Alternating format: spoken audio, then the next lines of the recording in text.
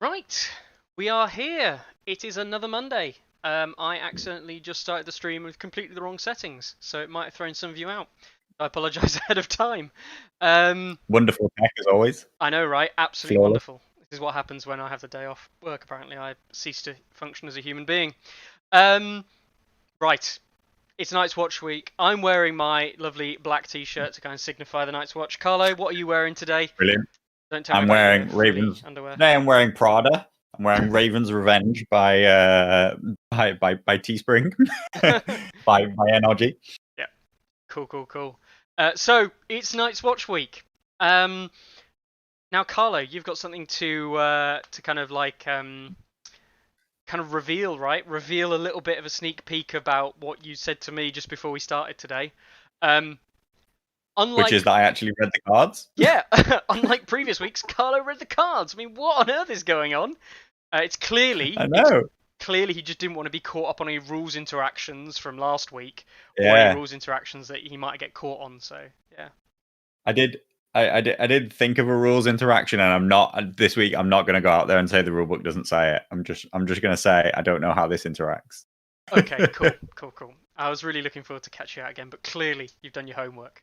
So, this week, and hello to those guys in chat. Obviously, Vlad, nice to see you again. Deoxys, yeah, I guess it's okay to see you. Dankin, yeah, great to see you again, mate, as well. So all the usuals, Bruce, the usuals, you know who you all are. Fantastic to see you all again. So, we are on to the Night's Watch, the Brothers of the Wall. As a free folk player, I probably have to say my mortal enemies. Kind of not though. Half of my army's made up of X Night's Watch people. So, right. I've dabbled in a little Night's Watch in my time. You know, Have you? I'm a I I'm a mean, builder fanboy now and again. have you actually won any significant number of games in a row with Night's Watch, or perhaps took part in a rather large tournament with Night's Watch or something like that though?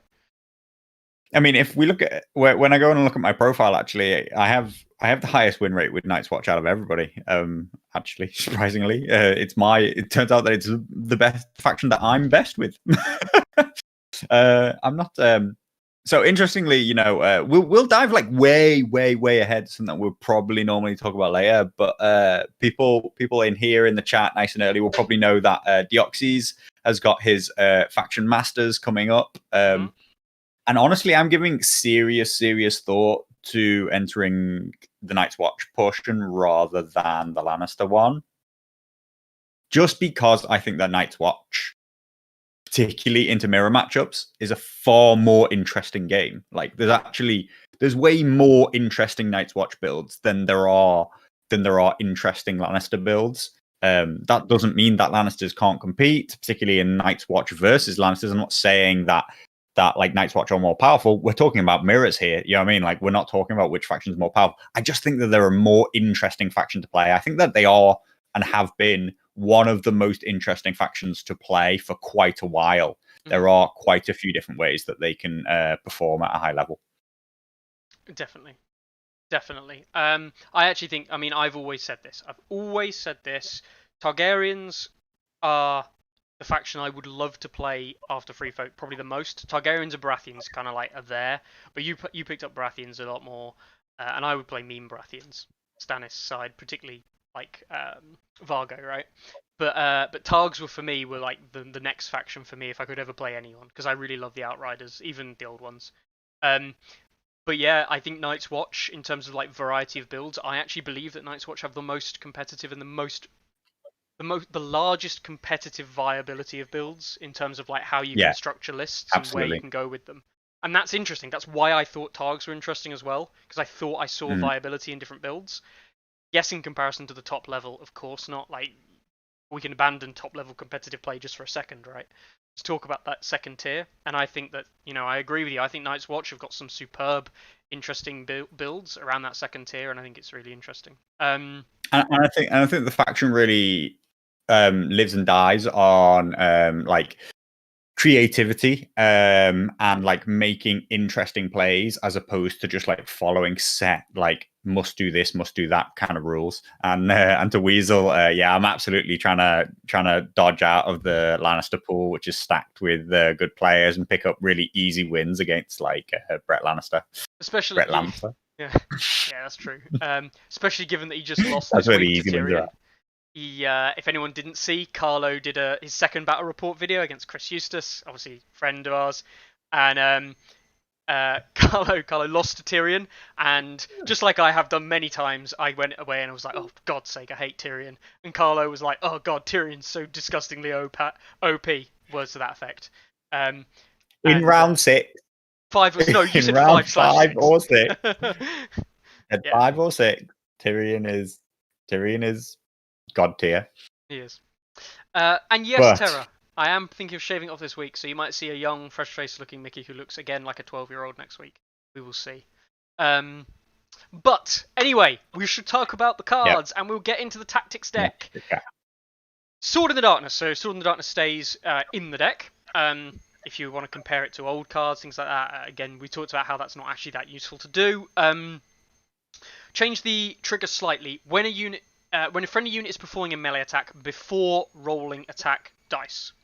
If the defender has not activated this round, they become panicked and vulnerable. So you are old cutthroats with extra, right? And if the attacker is a Night's Watch unit, attach the card to that game. So it's new Val mechanic. Attach it to the game for the rest of the game. Sorry, attach it to the unit for the rest of the game, and it gets +1 attack dice. Okay, in melee attack. Thoughts? It's okay. I think it was really good if it didn't have if the defender has not activated stipulation. So interestingly, it doesn't have it in the trigger. So if you really wanted, you could just play this card, even though they have activated, and then you'll gain the continuous permanent effect of +1 attack, right? Which interesting that now that like Vowels just have this permanent thing, we'll see on all of them. They have this permanent attach and last forever effect. And as far as we can tell, you can have all of them, and you can stack all these abilities onto single units. There's no deciding which Val's the best anymore. So I do think that it's powerful. Panicked and Vulnerable are very, very good for making what is effectively going to be an Alpha Strike. That's still very much going to be in the range of like, can I take an attack at the end of one round and then do this action as my first attack the next round? And we're really going to be looking to still just explode units really, really quickly. Swords opening as well, especially like taking the swords on the tactics board with an NCU, getting that kicker. Definitely. Varys can't stop that anymore. Like, so that's just like an undeniable kind of play now. And I'm not like, wow, what a card, because of the extra stipulation. And the passive effect is very low, but just like permanent, so it's fine. It's interesting. I think the old Sword in the Darkness was maybe more powerful myself, but like they're different. They're quite different cards in their approach, I think. Definitely, and of course the old Sword in the Darkness was old 1.6 game mode, and games where the power level of cards was supposed to be being brought down. So we can expect it to be less powerful, I think. Pandemonium asked a very good question in chat. Since they aren't Vowels anymore and just attachable cards, do we think Conscripts and Ghosts will be able to use them as well? Surely, I can't see why not. It doesn't. It just says if you're a Night's Watch unit, if the attacker is a Night's Watch unit, attach this card until the end of the game. You'd have to build in a specific ruling that said this doesn't count as a Night's Watch unit, which would seem odd to me. It would. So I think you can expect these on Night's Watch unit, which will make things like Ghost equipping this really dangerous, I think. If Ghost is anything like the other wolves we've seen. The 3-point wolf with the 4 dice. Yep. And to Weasel says that Michael says that they all stack now. I was kind of dancing around the word because I'm still pretty confident that we can't stack 2 Sword of the Darknesses on a unit, right? So that's why I was sort of like semi saying stack and not stack. Like, there's no reason why any card denies the use of any other card, but we still can't stack 2 Sword in the Darknesses. I'm pretty sure. It's the same card effect. It actually brings an interesting question. I still assume you can have a Sword on the Darkness and then play another Sword in the Darkness to gain its instant effect, but that's actually a little bit weird because the new valve system doesn't work. But I think it's fine. Yeah. So there is another rules interaction here, and there's a very good question, and this is where the old FAQs and other things kind of come about, and this is just me being a bit nitpicky, really. When a friendly unit is performing a melee attack before rolling attack dice, right? You play this card before rolling the attack dice. Do you get the +1 attack dice straight away? I'm pretty sure that's a no. If I check in the rules, what stage are we at? I actually have the rules open because I was looking at a different interaction, so I don't get bloody caught out by you. Resolving attacks. See, I know the answer to this. You determine attack dice and then you roll attack dice. Yeah. So before rolling attack dice, and it's back to this thing where you assume that we're after the step of determining attack dice. So we've already determined our pool, and then we go to roll, and now we get to play the card. And I'll just remind you of the FAQ where it says specifically that when a friendly unit is performing a melee attack before rolling attack dice is exactly the same trigger as when a friendly unit is performing a melee attack. So it doesn't resolve the actual scenario at all. You do get to get both triggers, unless they clear that up, which is ridiculous, right? It's because actually the rules don't. The rules would indicate that you don't, but the FAQ, previously released, suggests that you would. Standard rulings. It's a standard wording on rulings things. I was saying the thing is, so we come back to this problem and say, I gotta stop harping on about it. But if you put a number there, we would know if you mean we're at that step or not. The question is when you say do this before this, it leaves a language barrier of, okay, so am I at the step before or am I between the two? Like, am I after? If determine attack dice was like step 1.1 and roll attack dice is 1.2, when you say before 1.2, do you mean I'm at 1.1 and I'm still determining my dice? Or do you mean I'm at 1.2? I'd much prefer it if they just process mapped it and said, this card could just say played at step 1.1. Done. You know, and you play it during step 1.1. They're not going to. They're not going to. Stop dreaming. Stop hoping. You wouldn't even have to need. You wouldn't need any of the trigger words any at all anymore. You just have a breakdown of the process maps. Easy. There's a reason we called they use standardized operating plans at work. Anyway, so I won't go into that. The fire that burns against the coal. One card down. I know, right? The fire that burns against the coal. 3-hour episode. When a friendly unit is performing a morale test after rolling dice, that unit may re-roll any dice for that test. So it's not just re-roll the test. This is why I had the rulebook open and I never got around to finding the answer on. Yeah. If it's your turn, which it normally is, do I share a trigger on rolling dice with your panic token? No. How does it work?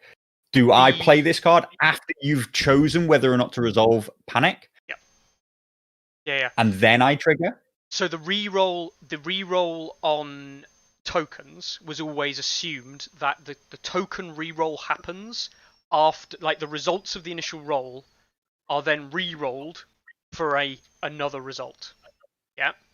So a result happens off, and that's the panic test causing that second result. Then, after rolling the dice is now that trigger. That is after rolling the dice, is after that rolling has happened. The panic token is still considered spent during the rolling of the dice, if you will. Because then obviously, so vulnerable would be you vulnerable something after they've rolled the defense dice, but you don't. You roll the vulnerable first, and then it's after defense dice are played, you then play your card. So all the ones that after defense dice currently work that way as well. Mm-hmm. Which I think there's the High Sparrow one, right? Is it High Sparrow is after defense dice? Or is it No, Is it don't think so. Danny's one? I think it's Danny. Is it Mother of Danny's Dragons? one comes after the defense dice. Yeah. Actually, I think Joffrey's one as well doesn't he? The cancelling of wounds, but that's cancelling wounds, so it's different. See, But so Charles Cassian says, yes, but you re-roll. The active player always declares first. So, like, that's the thing. If that's the answer, then it's different, because what if I'm taking a test in my own turn? yes. That's very different, and that creates a whole situation.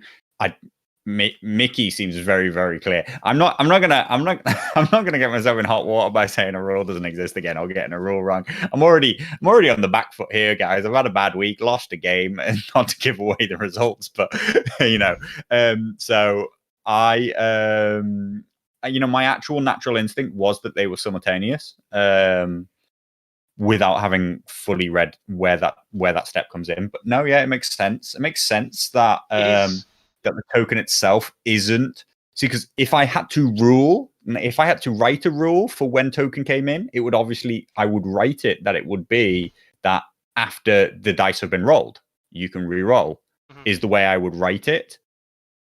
So then I assumed, well, then surely that shares a trigger. So yes, Duncan, that's the ways people seem to be suggesting that you can fail a test, use this card to re-roll it, and then have a spend a panic token to make you potentially re-fail it.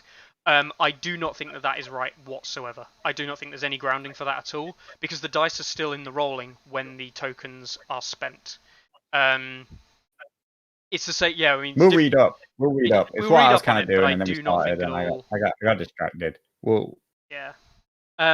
We'll find out. Anyway, if it comes after all the dice, after everything, after you've determined whether or not you're going to panic me and stuff like that, I think it's distinctly powerful. It is good.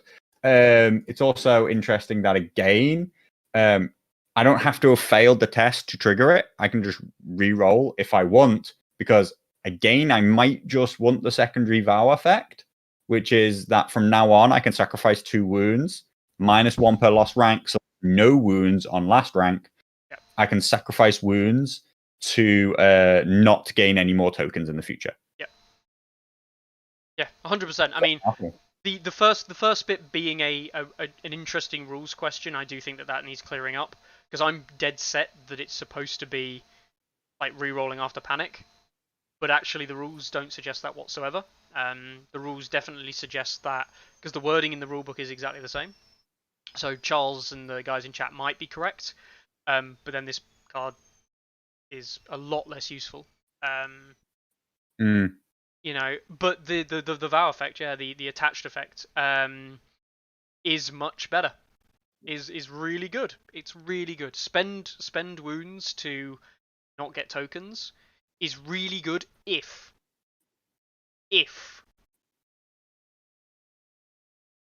panicked tokens, vulnerable tokens, weakened tokens are super useful, which I think they will be. So I mean, like, I do actually have to agree with Charles Cassie. I'm looking at page 22 right now. Same. Expend this token after an enemy rolls a morale test to force them to reroll any after a morale test after an enemy rolls. Like I said, I assumed that when I came to write, if I was writing that rule, like, I couldn't think of another way to word it. They're not identically written, but they feel like they're simultaneous.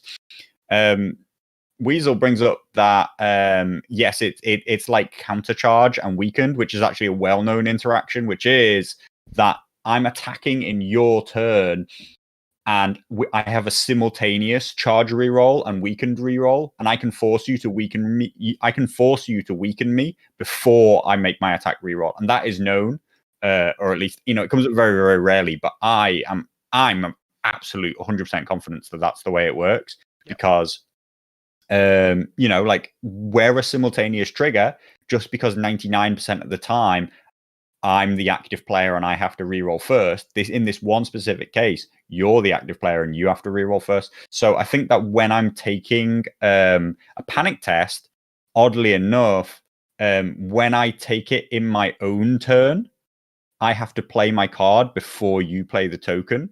Yep. And actually, when I take it in your turn, you have to play the token first, and then I play my card. Yeah. I think. think that's fine. That's fine if that is the case. Interestingly, Bartender says, we've seen this before. We kind of has seen this before, but all the other cards that allowed you to re-roll it specifically and this is really the interesting part.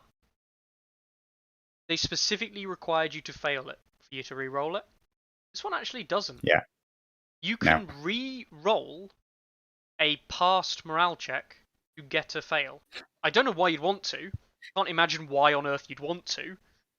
But you can. And interestingly, this is morale check, not panic. This is a morale check. So all of the things that allow you to stay alive after getting nearly killed would allow you to, the to the last, right? Is it to the last that Corrin and Corrin attachment has? That's a thing. I think that's a thing. I'll have to go double check it. But his ability where you don't die and instead you stay alive on 1 wound, that's a morale check. This would allow you to re-roll that morale check. Right? Absolutely. That's actually really good. In fact, you could re-roll that morale check to pass it, and then you gain 2 tokens, right? But you've just been left on 1 wound. So you can take 2 wounds, minus 2 for 2 missing ranks, so 0 wounds, and remove all those tokens. Yep. There's an obvious synergy right there. Is it a good one? I don't know. I don't actually know if that's a good thing or not, but it's an obvious synergy, right? It's a really obvious one. So yeah. I think it's a good card. I think it's a really good card. And this will shut down any people that need tokens to get effects that they want. Think Barristan, or old Barristan Commander for Targs. He wanted to put those vulnerable tokens out to get that 5+ crit blow to do these devastating things.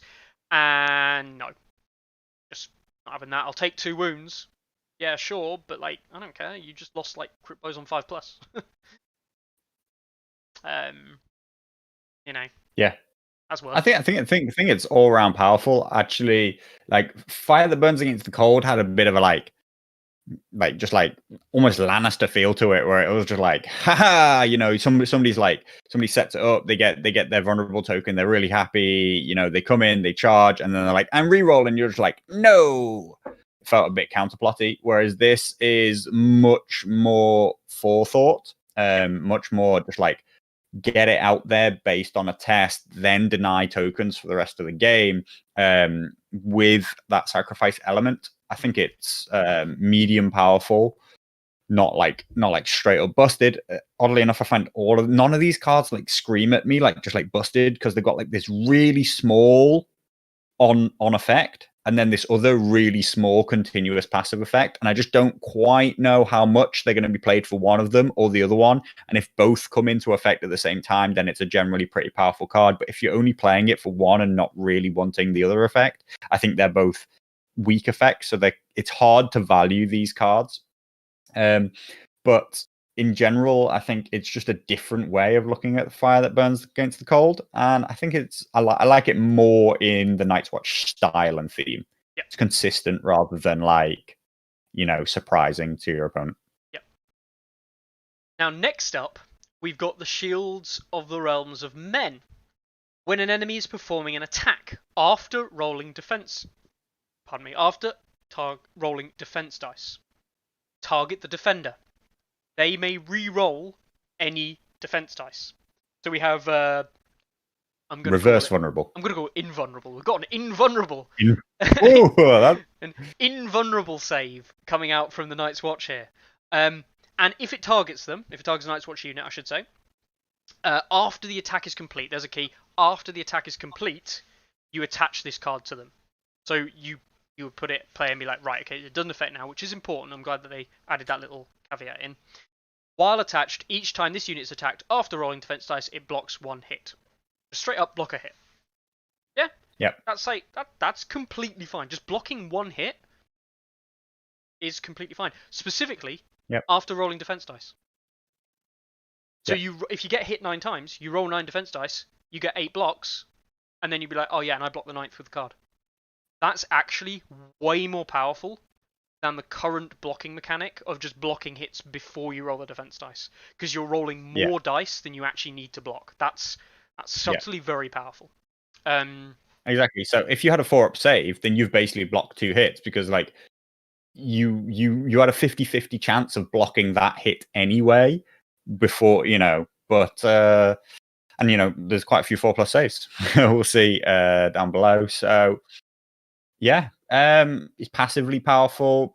Passively not that dissimilar to what it used to be. Like the 1 passive versus the D3, and as we talked about, the timing change of that 1 actually means that it's closer to the old effect of 2, which is your average D3, but you only got that. I have to remember now. Did you get D3 all the time, and then when you took money bags, you always had 3? No, you had 1, and then you played money bags for D3. Yeah. So we're at the upper end of what we used to be able to do, but we don't count as a vow anymore. And to be honest, you're invulnerable, which I think is quite a cool word. You're invulnerable is actually a very powerful on hit effect. Like hugely. That's against big attacks, which is where we want to use it. The funny thing about old shields that Shields of the Realms of Men is that you actually really wanted to play it on weak attacks. Like its effect of completely negating a weak attack, particularly those weak attacks which came with like vicious as a keyword, your chance to move it into doing 0 damage was like huge. Whereas now you want to save shields for like a big sundering charge from some Lance Knights or something like that. Like you're really gonna help save some wounds there. And I think that's better overall. And yeah, Daniel, most of the time you're re-rolling after the vulnerable, although there is a chance with the likes of Final Strike, Lash Out, those kind of things, and the old Hours of the Fury, all that potentially not necessarily, because the way that they define active player, which I think is... I wish they'd just define the active player as the person who's taking an action. God, that would make so much more sense. I know. I think you're more likely to you're less likely to be taking a hit in your own turn than you are to be taking a morale test in your own turn. It's not too uncommon, particularly with Lannister deck that we saw last week, for you to be forced to take a test like as you activate. It's very unlikely for you to take a ton of hits as you activate. Well, I don't know. You're not going to get attacked. You're not likely to get attacked in your own turn, but I think you are going to take a lot of hits. Bloody mummers. Anyone. Anyway. True. Well, moving on. The Watcher on the Wall. Now, some people say this card has been gutted, right? It's no longer what it used to be. Yeah, it used to be obscenely good, right? It was like one of the best cards in the game. Like, yeah, okay, sure, it's not as powerful. I mean, you could have guessed that one. But after a friendly... This is just, I'm just going to compare this, and I shouldn't, but I'm going to compare this with the Free Folk variant, and I'm going to just tell you why this is just so much better, right? Yeah. After a friendly unit is attacked. That's it, just needs to be attacked. Wait, you don't have to be activated, Mickey? No, you don't even have to be a melee attack either. It's any attack. Any attack on one of your units, yeah? And then just any other unit on the board that isn't the defender, can pivot and shift 2. So it's like not quite a maneuver. It's not like a 2-inch maneuver, right? It's not quite that good. It's a 2-inch shift, but with a pivot, so any direction. If this unit is a Night's Watch unit, you can attach the card. And when you attach the card, you get +1 movement, just all the time, just +1 movement, and re-roll any charge distance dice. What the fuck? That was the kicker. That was the kicker to old Swift Advance. Yeah. and on horses, I might add. Yeah, on horses for the turn, right? Yeah, for the activation, the turn. Forever. Like what? Fucking forever. What's that? You're already movement 6. Hey, how about you have +1 movement and re-roll your charge distance forever? Like, okay. This is better. This is better than, I might add. Remember Unstoppable Advance for Targs, where you activated and we were like, oh, I get +1 movement and get to do this turn. Yeah, well, yeah, fuck you. I got attacked once in the game, and now my unit gets to. Jesus Christ, man. Yeah. The immediate effect, the 2-inch shift, pivot and 2-inch shift is still powerful. By comparison to other things, it meant if it was a shift, I'd be like, you've been fucked. Right? Yeah, it's not very good. But it's still a pivot and a shift. The pivot is actually what matters. The pivot is the important part, right? Yeah, you can't counter charge or whatever. And yeah, okay, it's not a march the way it used to be. The march was like ridiculous. You just closed any distance you wanted. But the pivot is the most important part. Like, if anybody's been playing any level of competitive Song, you must understand that the most important part is being able to get a line of sight arc that your opponent didn't think you had access to, Yes. right? They attack you, and suddenly you go, okay, but I'm actually in your flank. Whereas they've subtly set it up so that you're not. Just being able to turn to face them and then shift 2 inches sideways will put you into a flank.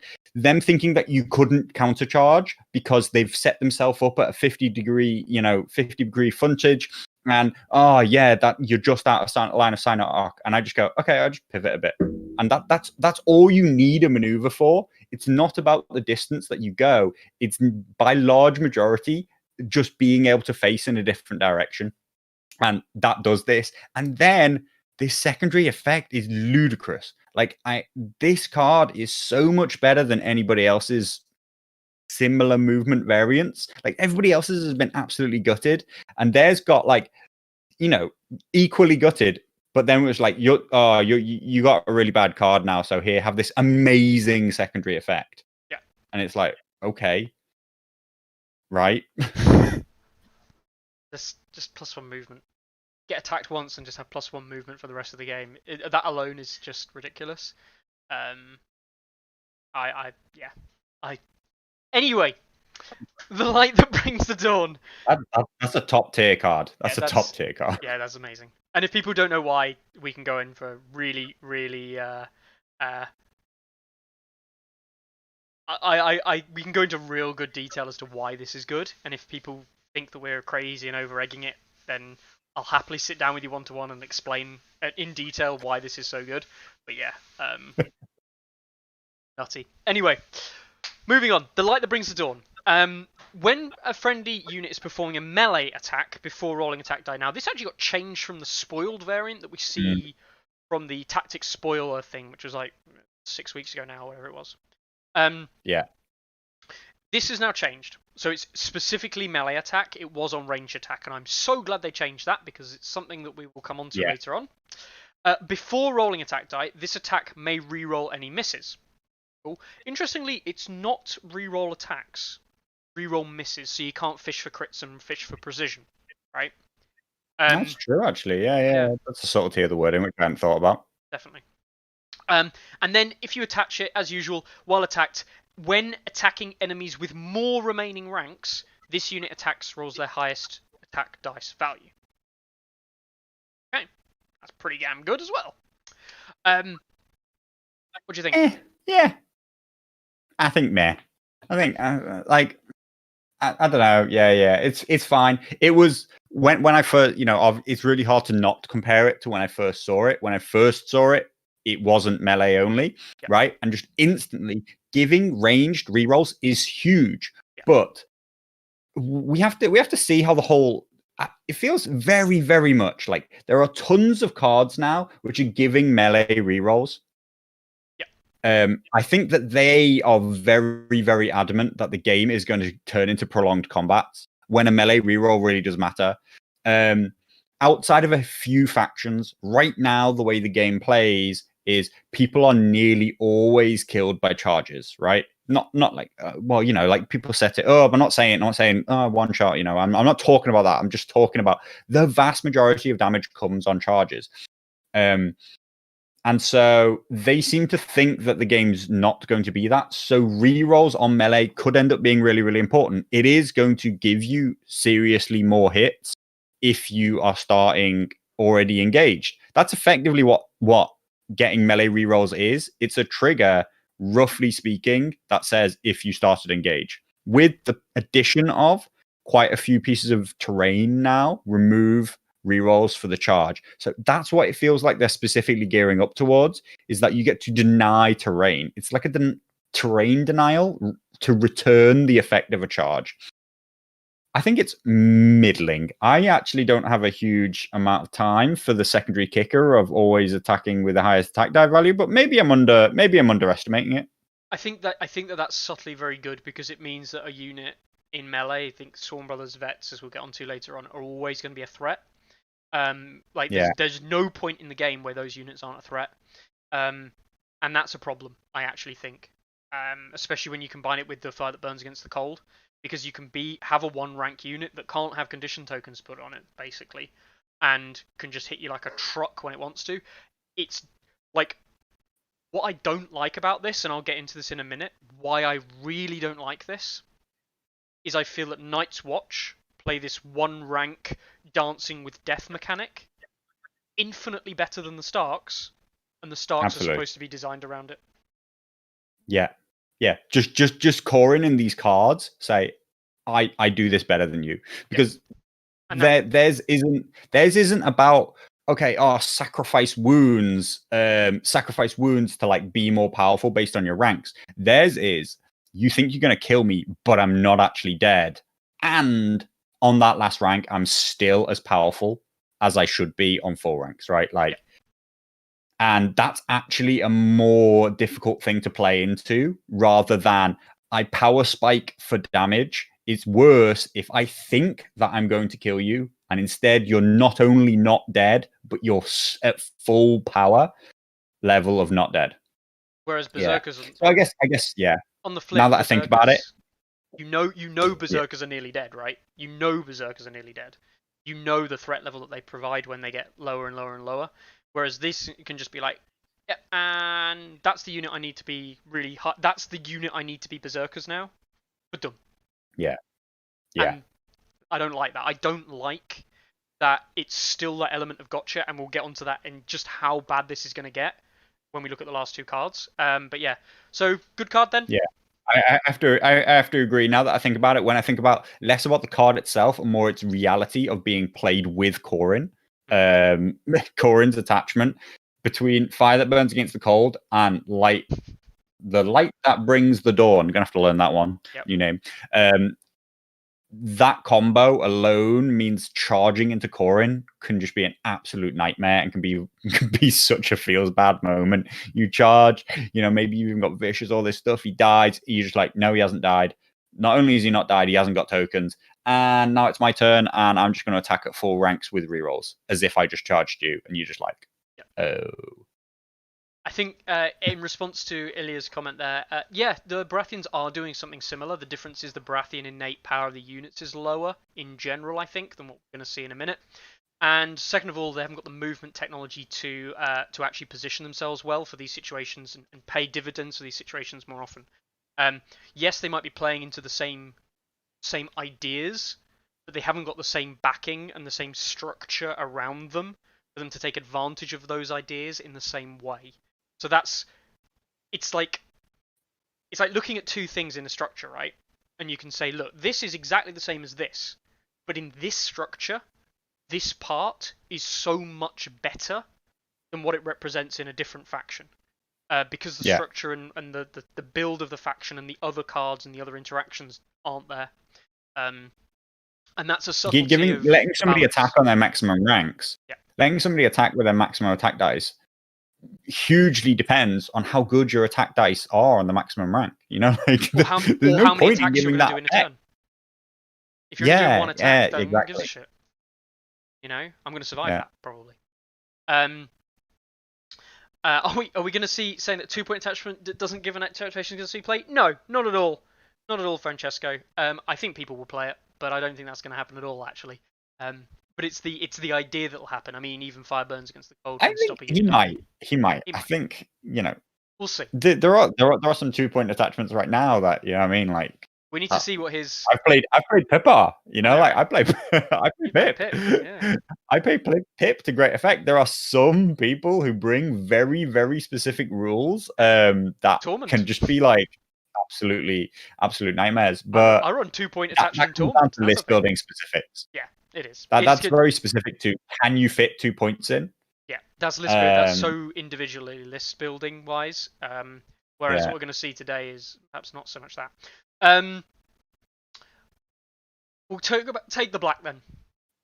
Now, this card frustrates me. I heard you didn't like D3 mechanics, so we just decided to give you a 3 on the roll.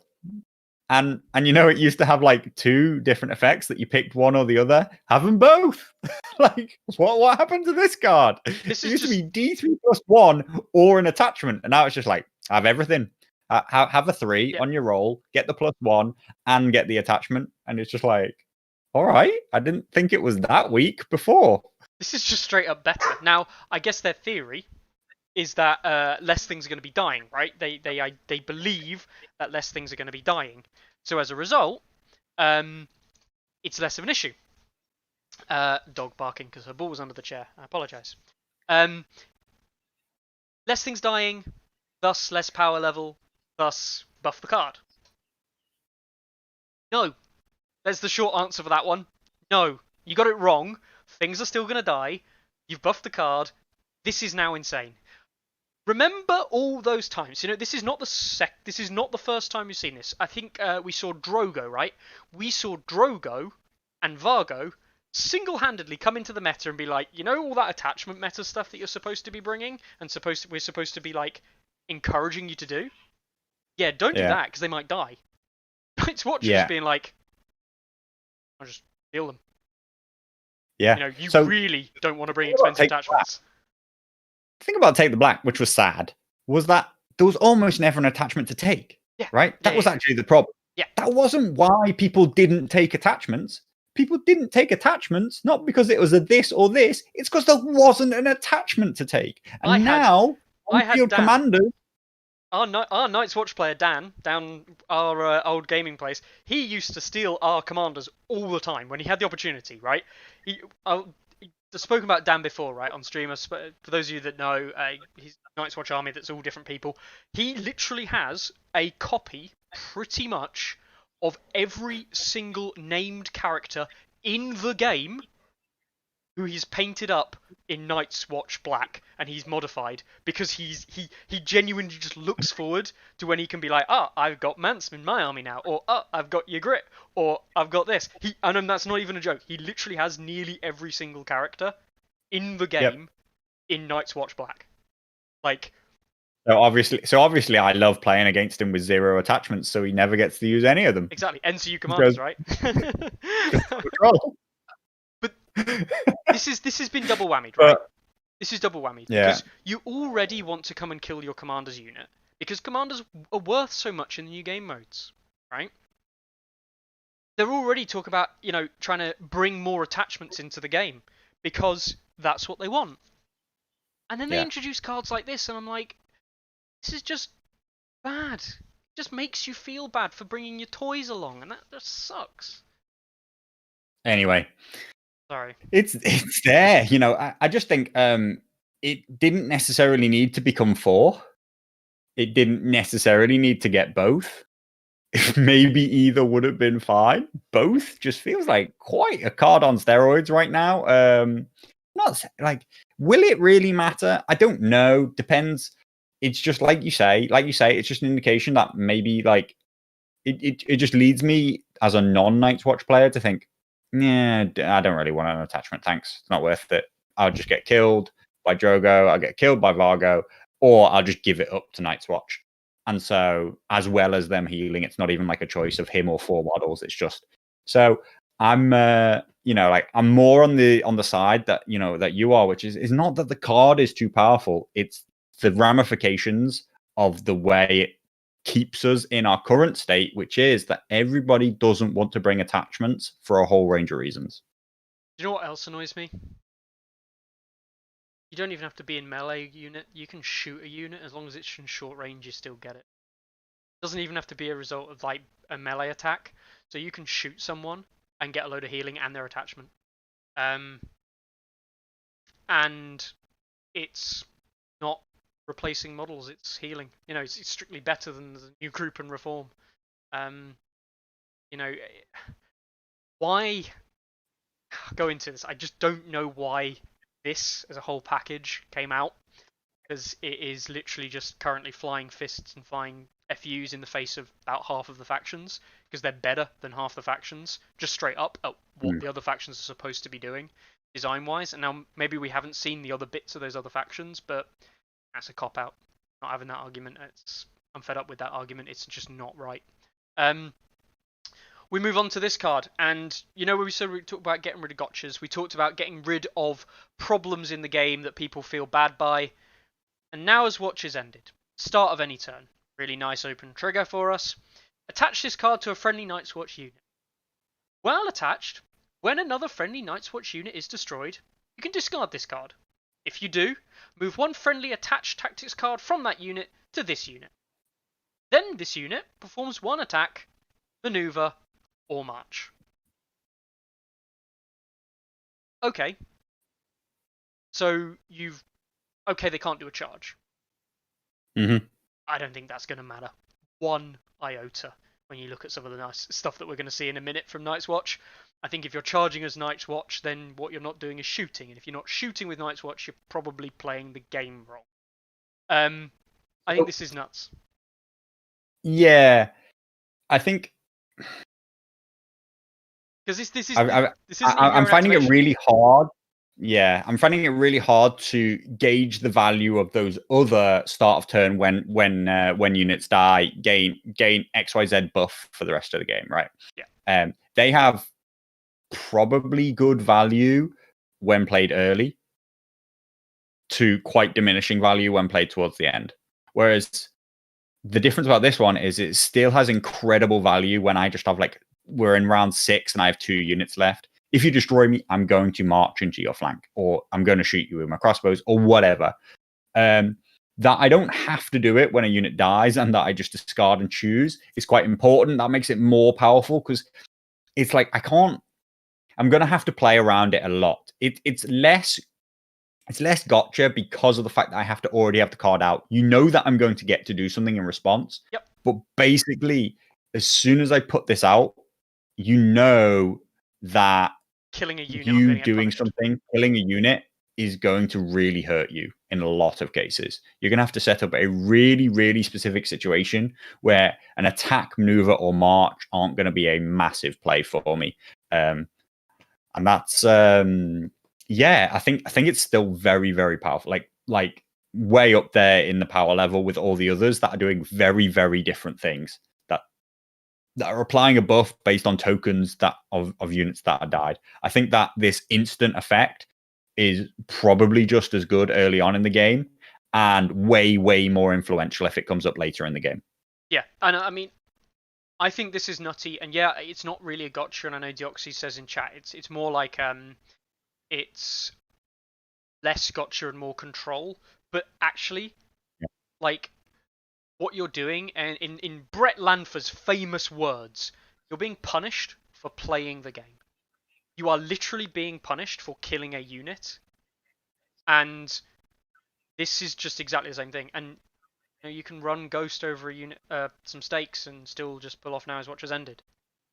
Right? You can still do that. You can do all kinds of weird and wonderful things to combo this. So, and it's a two-turn. It's a two-turner, right? You kill my unit, I do something, and then I go again because it's my activation. Yeah, interesting question actually from Charles Cassier. Yeah. Is while attached, when another friendly unit is destroyed, you may discard this card. Yes. Sentence. Yep. Now, new sentence. If you do, move one friendly attached tactics card from that unit to this unit. Not a may. Mm-hmm. Not that a may. Is a move one friendly. If you do, move one card. Yes. This unit then performs one attack action. Are they linked? We're back to the language problem. I don't believe they are. I believe you move one friendly. If there is nothing to move, right? You don't just stop reading, right? You just didn't move a card across. You moved 0 friendly. I find it hard to do. My problem is that if you're entrenched in one view or the other, I find it really hard to give you an argument why I prove you're wrong. Exactly. I don't believe. If I want it to be one way, I feel that I can argue it one way, and if I want it to be the other, I feel like I can argue it the other way. I do genuinely believe that you do not need to have a tactics card attached. It would make the power level slightly less powerful, but then all you're ever going to do is you're just going to roll the shield of the Realms of Men, and you're just going to play that on every Night's Watch unit just as it dies. Not because you give a shit, but you'll be like, oh, I'm going to attach it now. Yeah. But then you'd Yeah. argue, When oh, you but it's after the attack, and yeah, surely I can get these cards down. Like their triggers are easy enough, but it is interesting whether or not there is a requirement to move a card and whether or not they're linked. We're back to whether or not full stop, whether or not a full stop indicates no link or indicates one paragraph indicates the link. If only it just said also this unit may then perform, and if they either just said you may do this and you may do this, then it'd be fine. But it just says you do this and you do this, and so it sort of indicates a this then this because it specifically uses the word then. That kind of creates a link between the two. Loose wording. Don't like it. Don't like the card. Yeah. Pissed off just for that one particular reason. Yeah, I mean, there's definitely that, but I think if that exists as like a thing you've got to do, I don't think it actually lowers the power of the value of the card anymore, because what you'll do is you'll just play one of the other cards much earlier. One of those attack cards, because you probably would have made an attack. Let's face it, one activation on deletion, like being deleted from full health, is something that we think is going to not happen. We think it's going to happen over a period of 2 turns. If it happens over a period of 2 turns or 2 attacks, then pretty much any of the cards that we've seen can be attached in that period of time. So, yeah. I still think this is nutty. I think that I don't know what to say. I think this is a powerful deck. Yeah, the deck as a whole. Their attack cards, I'm a bit like, yeah. But they have like all the manipulation that you could want. You got movement manipulation, you got morale manipulation, you've got healing, defense manipulation, and you've got defensive manipulation. I think the first time we've seen that come out ever, right? Yeah, I think that Sword in the Darkness is meh, and I think that light that brings the dawn. I'm still learning that card. Mm-hmm. The light that brings the dawn. I think those two are a bit meh, but that's because I still have this mindset that like I'm still very. I'll admit I'm still very stuck in this idea that I want to attack late in the round after my opponent has already activated and kill them with a charge. That is actually, that is the way I play this game. That is what I set up to make happen. So I'm referencing those cards in respect to that. If the flow of attacks changes significantly and we become a much more grindy situation, then I can see the value of those cards go up. And it's just a powerful deck all around. It's got a ton of easy triggers. And once you start to add in all those passive effects, it's very good. I think what steps it up for me as well is that, we talked about there's a synergy with the Watcher on the Wall and Now His Watch Has Ended, because they're different. The what Now His Watch Has Ended isn't a trigger. Once it's an attached card, it's not a trigger that you play a tactics card for. So it's all of the other stuff that you would want to play on a friendly unit dying, or when it's destroyed, you can still trigger the card. Mm-hmm. I am actually going to have to double check on the wording of Orin, because it's just occurred to me something. I really hope this isn't right. Does he count as dying and then coming back alive? Is that what you want? That what you're thinking? I want to see the exact wording for what they say about. If he says after a unit dies, after the last model is removed, or something like that, when then this unit is destroyed.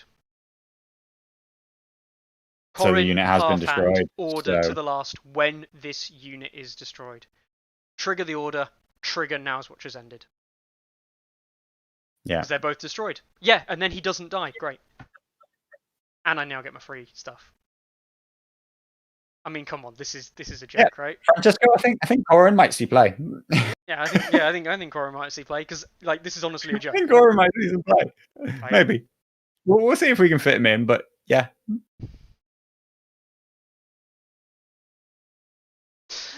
All right, this is going back to Targs. Anyone want to go back to see Targs again? How about them Swarm Brothers today, mate? How about them Swarm Brothers? Yeah, should we go down and have a little look at the Swarm Brothers? Yeah, but it didn't end, Groose. Exactly, Groose. His watch literally didn't end, but it's the same trigger, so you can actually do it. According to their own rules, I'm guessing. I don't know. They'd have to FAQ that. That's a day one FAQ. Anyway, Swarm Brothers. We've seen them before. 7/5/4 with a 3+, 5 movement, 4 defense, 5 morale. That's something you're going to hear a lot, by the way. 5 morale. Martial training and the Sundering Greatsword, losing the crit blow. absolutely fine unit. I think for 7 points, this has become fairly standard across the board for all the other 7 point. They're fine. Yeah. One of the reasons, actually, I was sort of like semi-jumping ahead. One of the reasons why I was referencing that those attack cards I didn't care that much for is because it has quite a lot of overlap with martial training. Yes. You know, Yeah, it like does. martial training is the cut rate version of, you know, like it is specifically the cut rate version of Sword in the Darkness, right? You get the vulnerable, yeah. Yeah. Oh, and it's kind of like very similar to like Dawn, the dawning of the sun. The sun shines. That one. It's a bit of both. It's a little bit of both. Yep. So, so that's why Swarm Brothers. I'm not like super like, oh my god, Swarm Brothers. If anything, you know, I'd definitely rather still have their crit blow because but not because the order's not good. Like their order is good, but their order overlaps with their aggressive cards. Yeah. So yes, they're probably more self-sustaining, but they lose synergy with themselves. They're absolutely fine at 7 points. The 5+ morale is a big boost to them. I think it's pretty obscene that we see it, you know, like on Crossbowman when we see him in a minute. Do you know what I mean? Like that's pretty crazy.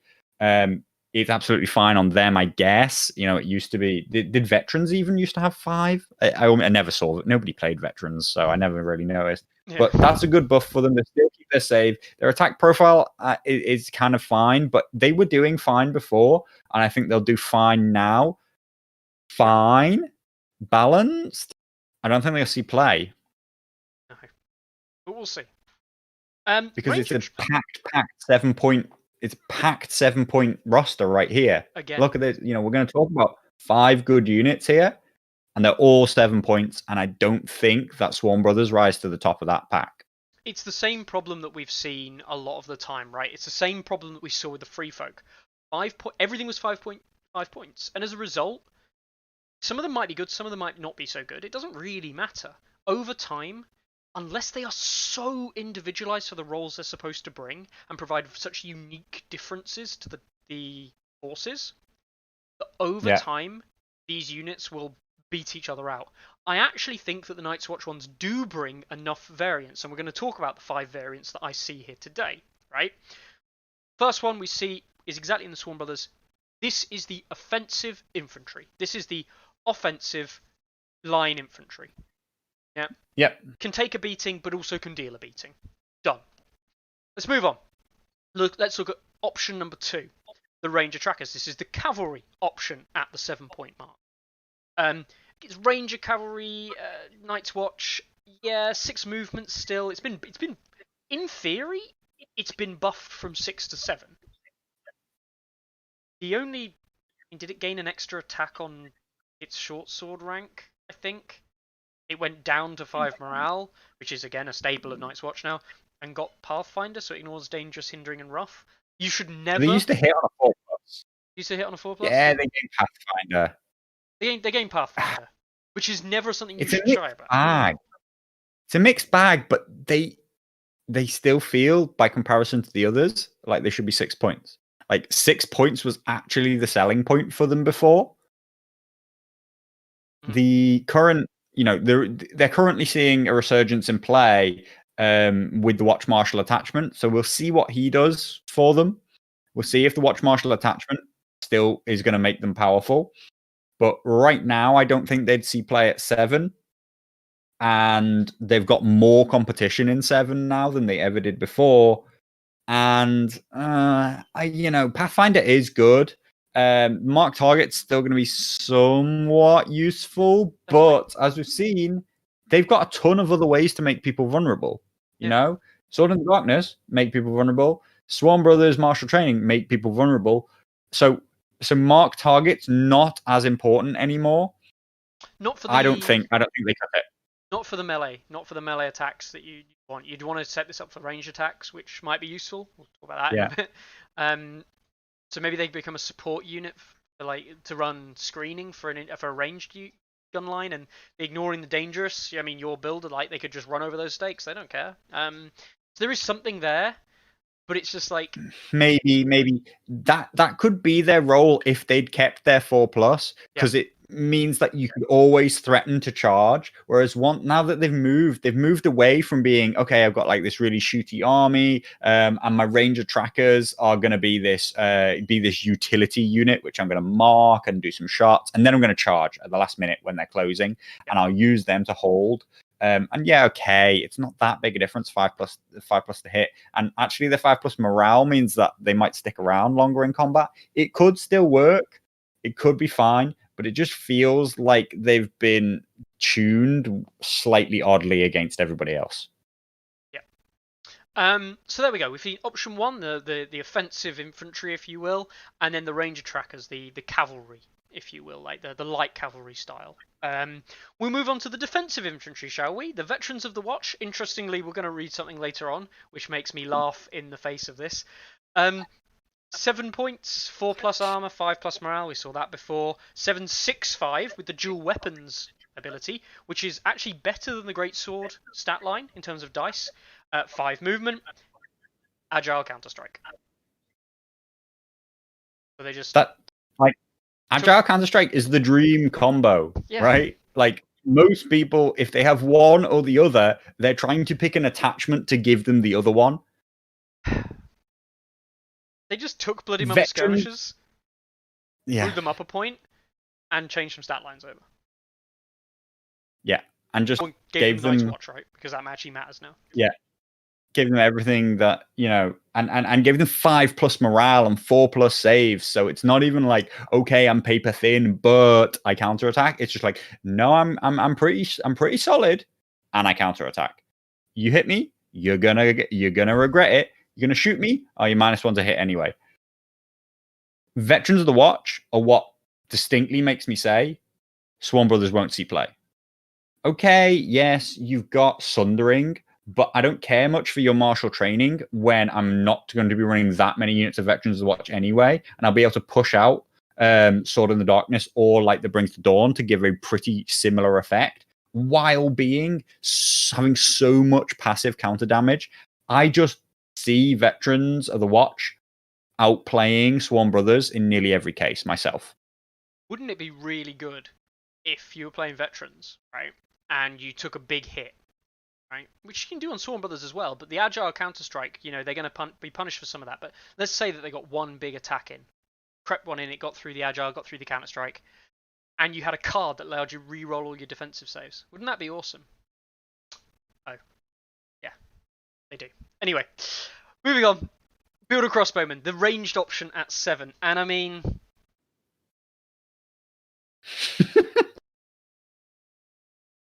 I don't know what to say. These guys were really good, and then they just made them better in every way.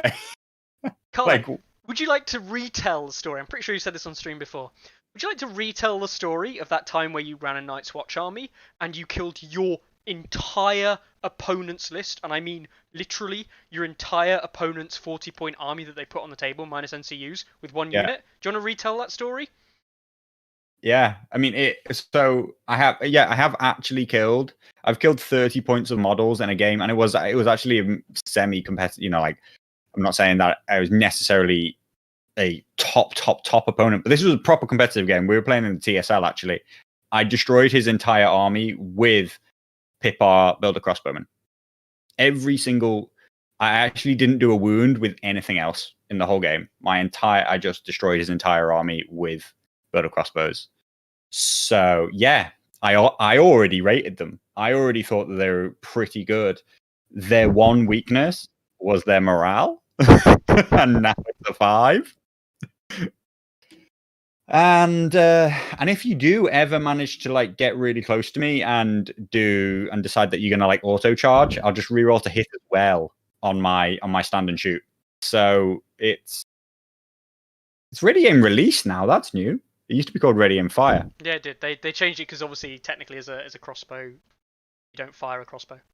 You release it. I thought we were going for generic names. I know. Is that only going to be? Well, we already established that their generic naming was pretty bad with the fact that they talked about tactical approach Stannis and tactical approach neutral, and they're just completely different approaches. Anyway,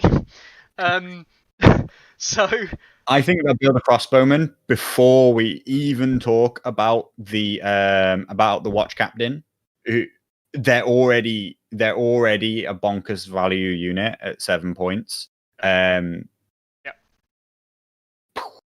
yeah, so thank God, literally thank God, the light that brings the dawn lost its ranged attack option. yeah, But I'm probably pretty confident that Othel's cards keep some kind of rerolls on ranged attack dice or keep the ability to enhance attack dice. Um, Othel previously was what made build a crossbowman not just a 7 point ranged unit, but a unit that can single-handedly destroy an army. We'll see what happens with Othel to whether or not it's still true.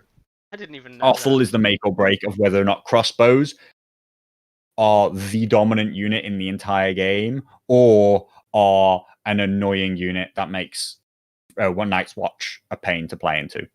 So Daniel, yeah, it would be short range after the shift. Yeah, it'd be the short range. So if they're within 6 inches after the shift. And I didn't even know that they used to be a 6+ armor save, and now they're a 5+, which is just even more salt to the wound. Like you make the unit more survivable and do more damage. I don't know how this is considered skilly. Right? We'll get on to just how. I thought they were supposed to be looking at the results of tournaments and decide it when they decide what's happening in their game, because I took these guys to 9 wins, 9 out of 9 did wins. nobody decide to have a look at that and think, okay, this guy just went 100% in a 9-round tournament with one unit? Which, if they'd ever asked me, how did you win 9 out of 9 games? I just would have gone, Pippa crossbows. I just killed him. I literally cannot know who they were talking to, who they were asking, what they were considering when they thought that this unit had to get better. I know. That's the weird thing. It's not like it was an underpowered unit that needed a bit of a buff and they've gone a bit overboard.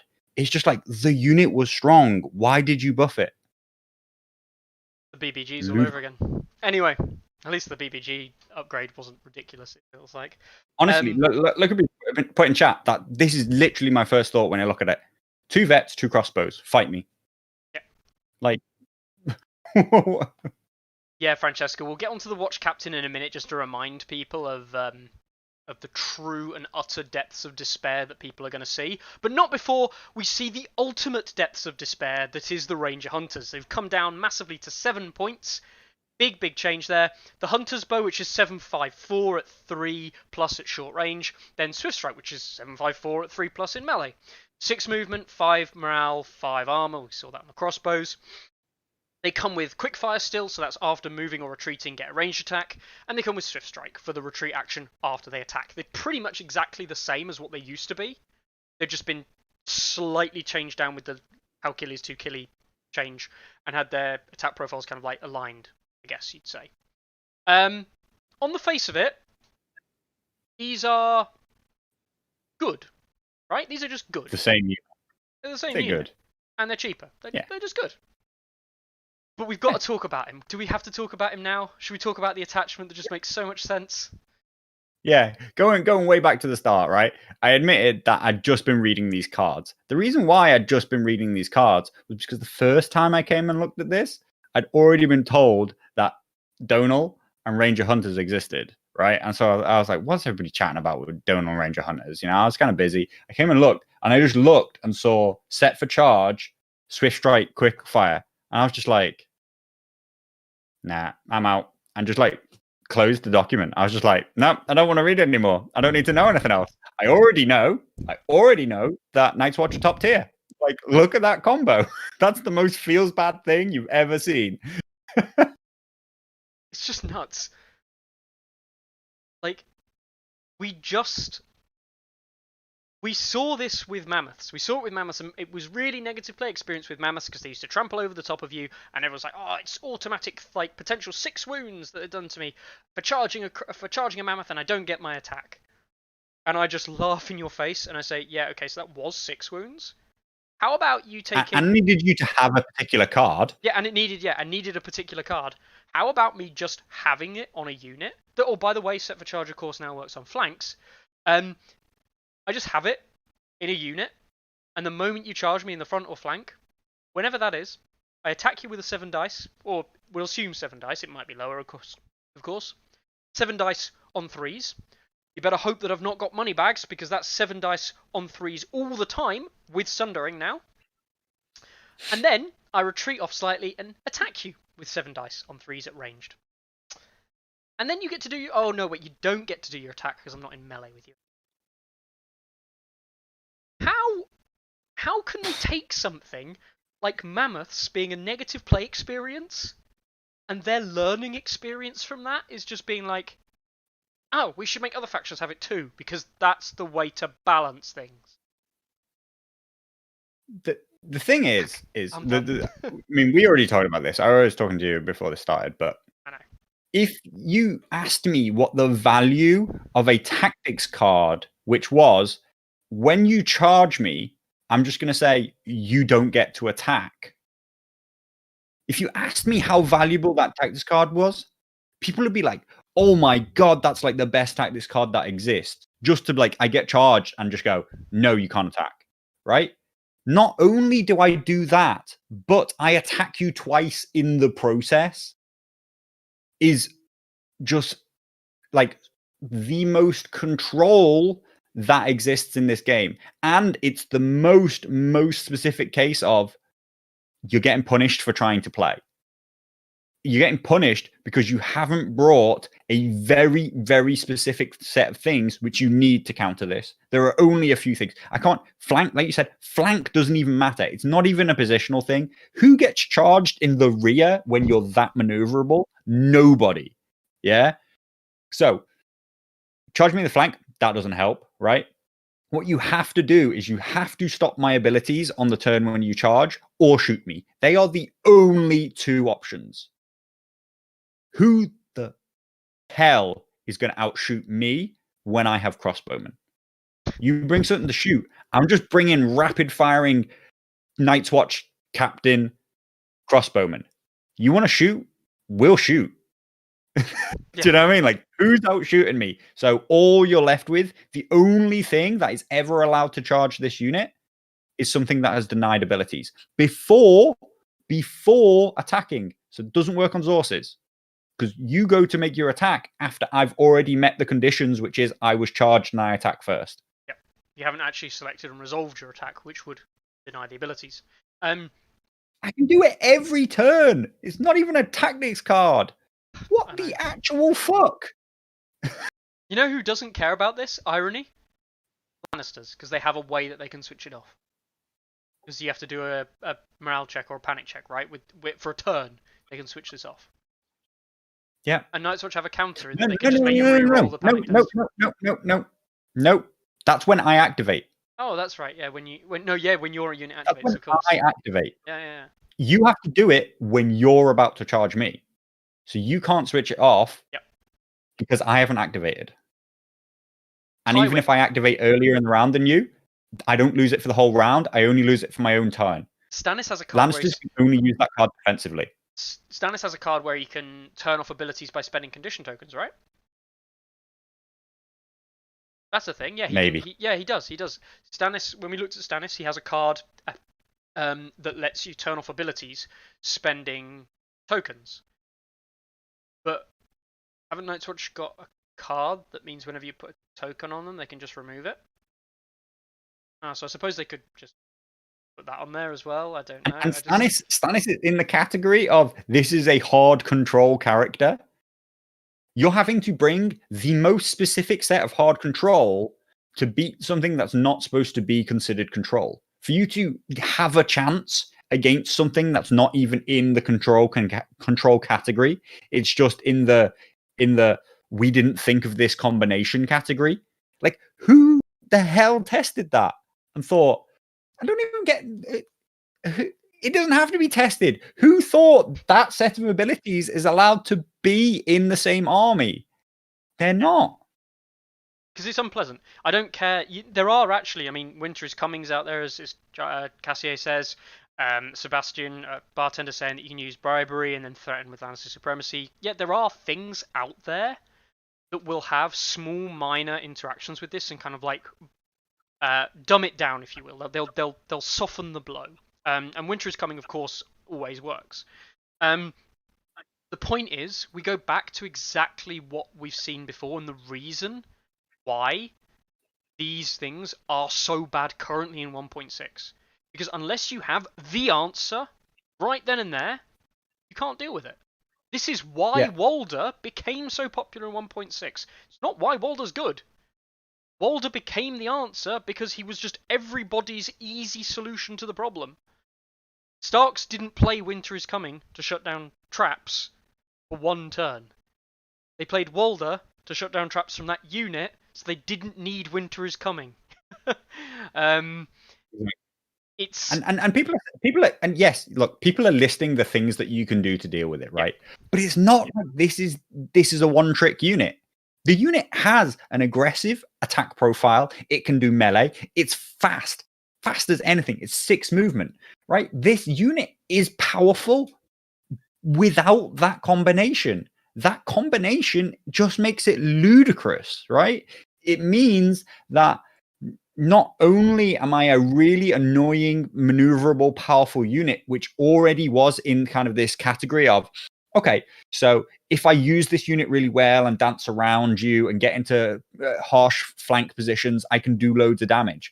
I'm now that, and you must have a very specific combination of things to ever track me down. And so actually, it's not that I have to be careful. It's that you have to be desperately careful if you ever try to attack me. And I can just stand around putting out massive attack profiles. I will go as say as well that after saying all of that, Donald Noy is the defensive commander in the Night's Watch army. So he probably has defense cards that he can attach. Defensive formation if it's anything like the old version. Just, blocks and lash out. Or whatever. Lash out. Refuse to yield, which is probably going to be like a morale thing. In fact, I think we've seen refuse to yield. The old version of it. Don't know if we've seen the new one. But yeah, so I mean, that's a thing. Anyway, Jon Snow, boldness and courage and rally cry. He comes for the watch, it shall not end until my death and stand united, brothers. So his cards haven't changed in terms of titles. Boldness and courage, yeah, it's okay. Rally cry, heal 2 wounds when doing a melee, yeah, fine. I just don't care because Jon of Donald. Jon's always been middle of the road powerful with some pretty powerful tactics cards. So all of these guys, like the funny thing about Donald is that we don't know what his tactics cards do. But right now, I don't need to know what his tactics cards do. No. Jon Snow's on attack. I would take Donald if his cards were blank. And that's not a joke. Exactly. I genuinely mean it. Exactly. Because you can just throw them in the bin anyway. Jon Snow, absolutely fine, middle of the road. Gonna depend on his tactics cards. They're currently pretty powerful. They're currently pretty gotcha, like in terms of like, I finally, I've played a game where I just ran Ghost into my opponent's cavalry, and then he's like, okay, well, I've not got Lance, but I should be able to kill you. Attacks. No. Attacks. I die. I'm like, nope, I don't die. And he's like, Jesus Christ. All right, okay, next turn. I attack. And I'm like, I don't die. And he's just like, I've just held up cavalry the entire game with Ghost, right? I know that's going to be very different. Ghost is very different. But they're the kind of cards that are just like letting a unit just massively outplay other units. And so, like if Jon still has that potential, he'll still have a place. 100%. I don't think he'll be the highest rated commander, but he looks fine. Alistair Thorne, pathetic attempt, Price of Failure seeing their flaws. Interesting because Rattleshirt has, Weep has Price of Failure, I believe, if it's the same one. Or pathetic attempt, I can't remember. Yeah, he's fine. Vicious and Prey on Fear. I guess the thing with Alistair, just a shit about him. Like, he just doesn't bring anything that I really want. Alistair used to have this like almost niche place in Ranger Hunters because he used to be about the only person who buffed ranged and melee profiles, and you could kind of make this slightly all in on Alistair. I don't think he has anything really to say for himself now, unless his cards have really got better. I actually think that his order to auto pass a morale test was more important in the past, and he's lost that. So I don't think he has a lot. I don't care much for the vicious and prey on fear myself. Now we'll have to see where that's supposed to go and how that's supposed to work out, because I'm not seeing it at the moment. We talked about Donnell. I'm not going to give him any more airtime. And then Offal, which brings us on to another conversation about the Builder Crossbowman, which we're going to have in a minute, in relation to the Watch Marshal, the Watch Captain, sorry, because we haven't actually said it. Price of Fellows of Victorian card, there you go. So, Offal comes with Owned Enhancement, the new one, like an honed, I should probably say honed for those of you who are American, right? Because it would be honed. Rapid construction, which I'm guessing is your favorite thing, right? Building I'm sure walls, that's going to be put down some stakes. something like that. And serrated enhancement, which is something that already exists. Is that going to be the Sundering one, do we think? Serrated enhancement is currently the one that gives precision to a ranged attack. Right, okay. Yeah. So we see that. And there's the key. We already knew this was coming. I think something was revealed a long time ago that saw this coming. It comes with affiliation builder. So builder affiliation is going to matter. Builder crossbowman. Anyway, hardened and spotter. Hardened is just really good. Like just a really good ability. When it gets attacked, it blocks one hit and an additional hit for each one of its destroyed ranks. That's just really good. 3 hits blocked for free for having this attachment in there. That's really good if you're on your last rank. Synergizes with that last rank idea we talked about. And spotter. When attacking enemies in long range of this unit, friendly war machines re-roll any attack dice. It has really good synergy with the war machines. We haven't seen yet, so we have no idea with what they bring. But not the crossbows, thank God. Like, literally, thank God, not the crossbows. Yeah. I mean, if the war machines are as powerful as the crossbows, then we're done. Yeah. Then we're just done. Just pack it all up. It's just Night's Watch or nothing. Yep. Night's Watch or nothing. So we'll see how that goes. I do think rapid construction could have something to do with builder units. Might be a builder unit gets to put a stake in front of them, which would be freaking hilarious. Because Offal's hard to judge without seeing the war machines. As I said, I really was hoping that we would. We've seen this glut of 7-point units, and I think that crossbows and Veterans of the Watch are clear standout winners with a very oppressive combination of Ranger Hunters and Dononoi being another really, really powerful option. Mm-hmm. I just don't think that Ranger Trackers and Swarm Brothers will cut it when it comes down to it. I think that the sheer power that the Crossbowmen and the Veterans of the Watch put out is just undeniable. Like, forget your fancy tactics, forget your, what about in this situation or that situation or whatever. It's just like, I'm just gonna move into range of you and I'm just going to kill you. Like, honestly, I can see a unit of Swarm Brothers creeping in over the second vets if you want a Sundering unit in melee, but that's about it. Like, that is genuinely about it. But then we haven't talked about it. We've kind of alluded to it, talked a little bit about it. The Crossbowman, right? The Crossbowman in relation with the Watch Captain, the 3-point attachment who brings Relentless. Okay, now this is the bit where head starts to scratch. Because I've already got an 8 activation list, or effectively an 8 activation list, that just sounds better than anything you can bring on me on the table, right? So, Relentless. Remember, start of a friendly turn, this unit performs an attack or maneuver, you do not activate a unit. So it's basically an activation, a 3-point activation, and he brings boldness and courage, which works on ranged attacks. So now, your Crossbowman's profile for 3 points now reads 8/7/7 at range. And you effectively get to activate twice with the unit. And if they charge, you get to shoot. And the swords exists. And if you really want to power down on it, I don't think you do need to, and I don't think this is a good choice, I might add. And Walder is a thing. So, you can actually, this is not a joke, you can shoot twice per turn, per round with this unit. Going first, you might get swords. 3 times. You have Walder 4 times. If the enemy charges you, you'll get a 5th shot. If any of your units die during your turn, you can even put Now His Watch has ended and do 6 shots with the crossbowman, right? On 8 dice or 7. It doesn't even matter if they're at last rank. It's still 7 dice with Sundering on 3+, potentially with rerolls. I mean, yes, that's a very specific thing. Yes, that is something that you're going to be building a list around, right?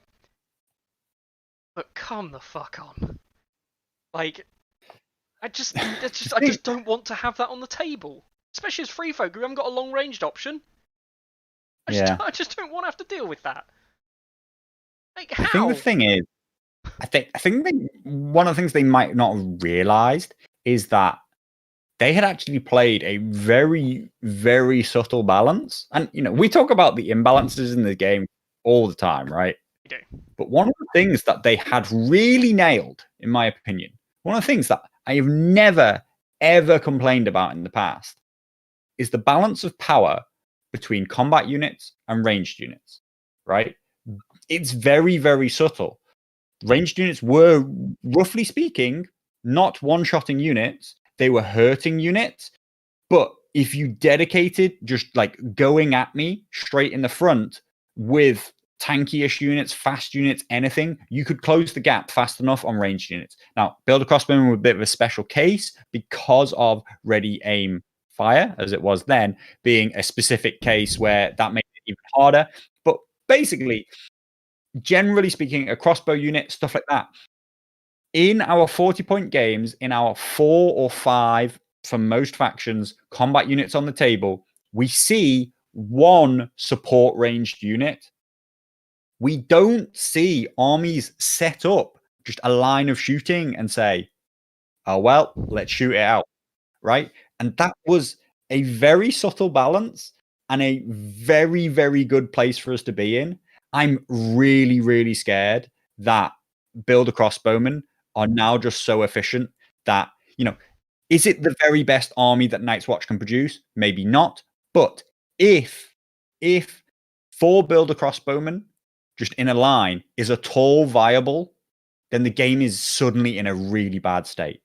Never mind 4 Build a Crossbowman in a line, 3 Build a Crossbowman in a line for 30 points, each with watch captains, right?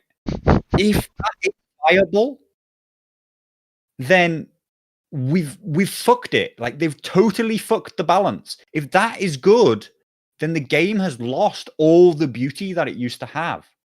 I'm not saying it is, I but really if hope we that is. even in that way, we're in then you've just not understood the one beautiful thing you had, which was you had very, very good balance between ranged units being worth something, worth having because you could dictate space, but they weren't dominating the game. And that looks dangerous enough that it may well be dominating the game. And it'd be like the only thing you can face me with is agile units and forests, right? Okay. I don't know. Okay, we can go back to terrain. Maybe it all falls apart at terrain, but I'm nervous about the power of Build a Crossbowman. If 3 of them across the table can just decimate armies, then 1 in a mixed value army is going to be able to do so much and be so powerful and dictating to the game. Yeah. You just Griffin, where's the commander? I don't know. In fucking conscripts, Griffin. I don't care. Well, the funny thing is that those 3 units on the field are now 6 activations, basically. So you can run an 8 activation list with a unit of conscripts, assuming they're like 4 or 5 points, and then like a 5-point NCU if you want, and just stick your commander in the conscripts and have an 8 activation list. Yeah, okay, you're only running 1 NCU, but hey, still an 8 activation list.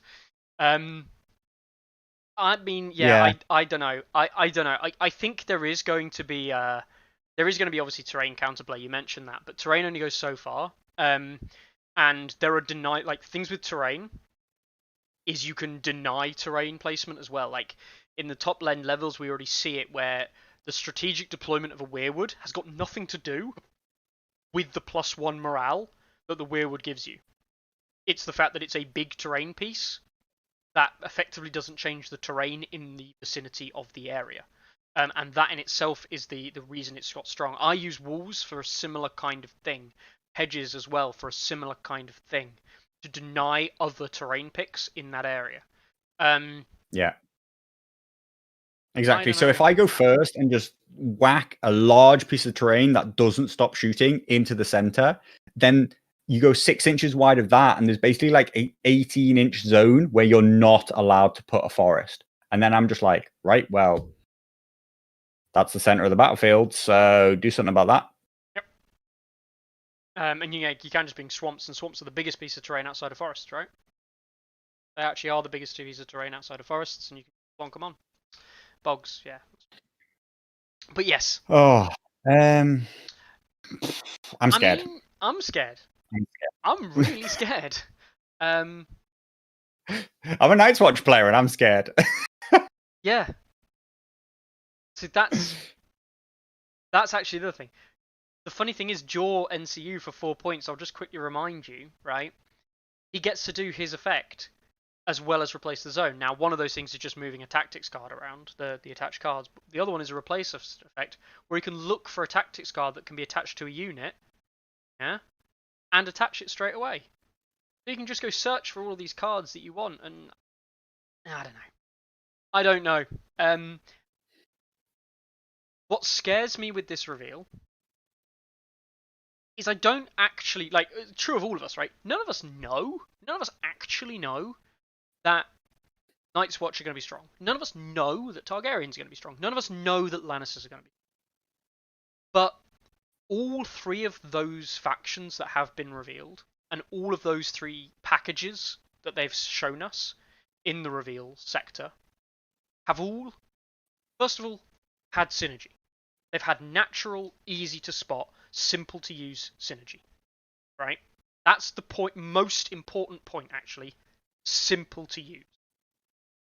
Second of all, they've all looked, units-wise, at least on curve, if not above. Mm-hmm. And thirdly, they look like they have options at different, in some case, different point values, some case, different role-filling options. There are some factions out there, and I will straight up say it, Starks. Okay, Starks, we haven't seen that much from Starks, but nothing in the Stark faction that I've seen revealed so far makes me think, you know what? They're going to have a really fun time. I just think, you're just going to get shit on. You're not cheap and dirty and good. You're semi-elite. You're not elite like these guys are. So you're just going to get shit on everywhere. You know? Starks currently, for me, it's like either they've got this magic anti to hit stacking, or they're crap. Berserkers, basically. I don't see them compete. I don't with their current roster of what they see versus other people. You know, it's either that or one of their commanders is super busted again. Right, two of their commanders are super busted, and that's not something that we have to hope for. We don't hope that there's one Stark commander that allows them to be viable. We hope that the faction is viable and all their commanders are ish similar. You know, they're never going to be perfect. I was looking at it the other day. There's 72 different commander combinations in the game. They're not all going to be perfectly balanced. No. Don't lie to yourself. They can't balance 72 commanders at the same time. We can hope that there isn't somebody who stand out too good. It's probably better that somebody's too weak and just can't compete rather than somebody's just like destroying everybody. But they're not going to be perfectly balanced, right? But we have to hope that it's not just a case of like only these things can play. And it feels like certain factions have something and the others just don't. That's how it feels to me at the moment. Yeah, I agree. And again, I'll point out something that I am very quick and hasten to add to a lot of people. If you think 1.6 was imbalanced, then you haven't actually been looking at the stats. 1.6 is not that imbalanced. There's a few, you could argue that the vast majority, although not even all of them, of the top 10 commanders are imbalanced. We know what they are. We know that the Stark deck needed looking at, right? But in current 1.6, Howland, probably too good. Mother of Dragons, stupid. That's not going away, by the way. It's going to be different, but it's not going to go away. I can't imagine they're going to completely get rid of this 3 dragon list. Rob, yeah, stupid. Steer, yeah, it has problems. Harmer, insig spam, yes, it has a problem. High Sparrow, problem. Mance, less of an issue, but still a problem. Tyrion, problem. Then we've got that's where I draw that. That's where I The draw the ELO line. system is a grey scale, right? Yeah. It's super bad problems through to medium bad problems. But for me, roughly speaking, up to that point of Tyrion, I would like to see subtle changes to bring them down. Yeah. But you lose that whole baseline when you wipe the whole game out and try again. And so I just don't think that we're naturally going to find ourselves in a more balanced state. I really have always been a big proponent that they should have just been making regular small tweaks. I know that the rebuilding of the tactics decks, it has to be a big monumental one-off kind of thing if they're going to sell them as packs. I don't understand why all units had to be redone at the same time. Like, I don't understand why the units aren't just continuously updated. 3 monthly, 6 monthly. That's the kind of timescale I'd like to see. But we'll see. We'll see. Before the end of 1.7, before 6, whatever it is, 1.5.1 is actually the balance that we're in. 1.6 because that's the rulebook version, I think. So technically, before the 2021 faction packs come out, I will actually write up a full review, in my opinion, of the most imbalanced things and what their actual win rates are. How actually imbalanced the game is right now, put into perspective what the ELO actually means, and then we'll see what happens after the balance changes. Because after the reset, we'll see if things are better or worse. Because I've seen a lot. I don't think it's going to be better. I've seen a lot of people say that they're fed up of 1.6, and I always question them and say, "Are you fed up of 1.6, or are you fed up of certain things in 1.6?" Because if Walder and Varys are one of those things in 1.6, play a tournament without them. Just say, look, we shouldn't have to do it. We're not going to put these events on. We don't believe in this. If you genuinely don't want these things to be in the tournament, don't have them in. If you don't want Stark 3 dog lists in the tournament, just ban Rob, ban Howland. You can do these things. We don't, because that's not what we believe we should be doing. But actually, at the end of the day, if that's what you feel like is going to improve your performance and improve your enjoyment at 1.6, go ahead and do it. Because I actually think that with the ELO events that we've run, Carlo, you know, the ELO events that we've done, and I know the Patreon one was a really good example, everyone enjoyed the entire tournament, and no one went into that and then said it was bad. All of the ELO events that have been put on, which basically say if you're running a top 10 commander, out you go. There's no point. You might as well not be playing. Just don't bother, because you won't win the tournament. The moment people realised they didn't have to take the top stuff, the game opened up massively. And yeah, exactly, Terra. When you arbitrarily ban stuff, you destroy the community. Exactly. That's exactly why we don't arbitrarily ban. But that's why we create ELO. You just won't get. You can play it, just won't get rewarded for it. Yeah. And that's Bartender's absolutely right as well. You know, he's saying that there are a lot of good changes coming, right? I didn't use them in the World Cup, but the train changes, everybody seems on board with them. Everybody seems to love the train changes. Absolutely true. I think the game mode changes are a big improvement. I do think if you're going to make a big change, then the removal of NCU commanders is a step towards easier balance, right? Like, you know, NCU commanders have been dominating most factions for quite a while, but they seem to have taken this decision that everything will be changed for the sake of changing. And sometimes they've not appreciated that they got it right first time. Like those crossbowmen, they were right. What made you think they needed to be better? And that's what happens when you just decide you're going to change everything, is that it doesn't take much for something to just like suddenly jump out of the pack and be like really good. So, yeah, you know, there's tons of good things coming. I'm just, you know, I always say, I always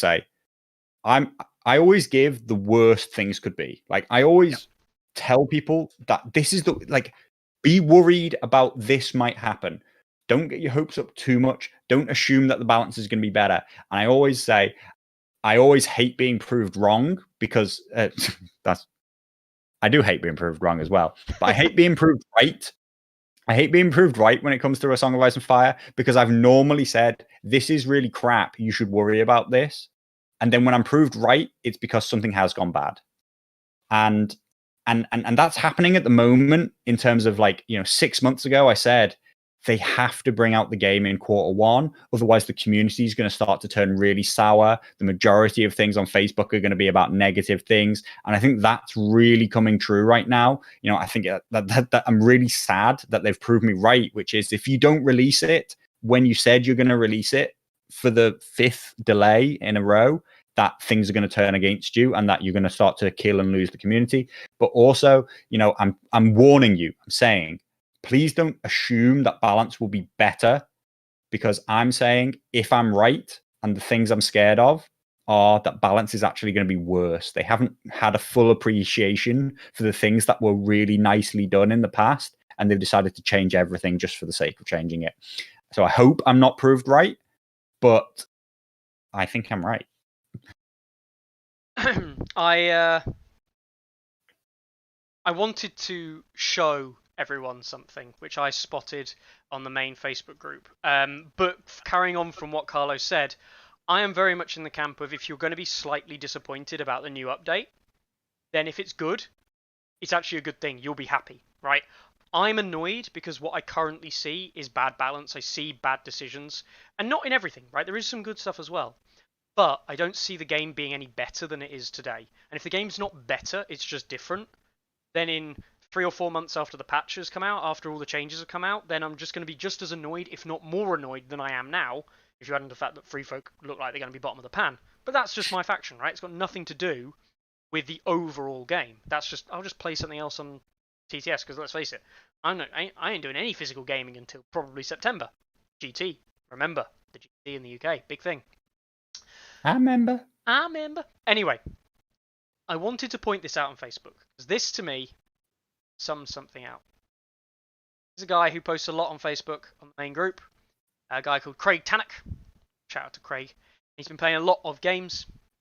First observation he felt necessary to say about his game: I am coming to dislike Varys as much as I used to pre-2021.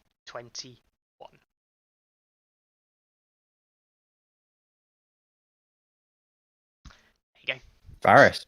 Just thought I'd show you that. Something that was considered a negative play experience massively, and someone who's been testing and playing a lot of games is already fed up with him.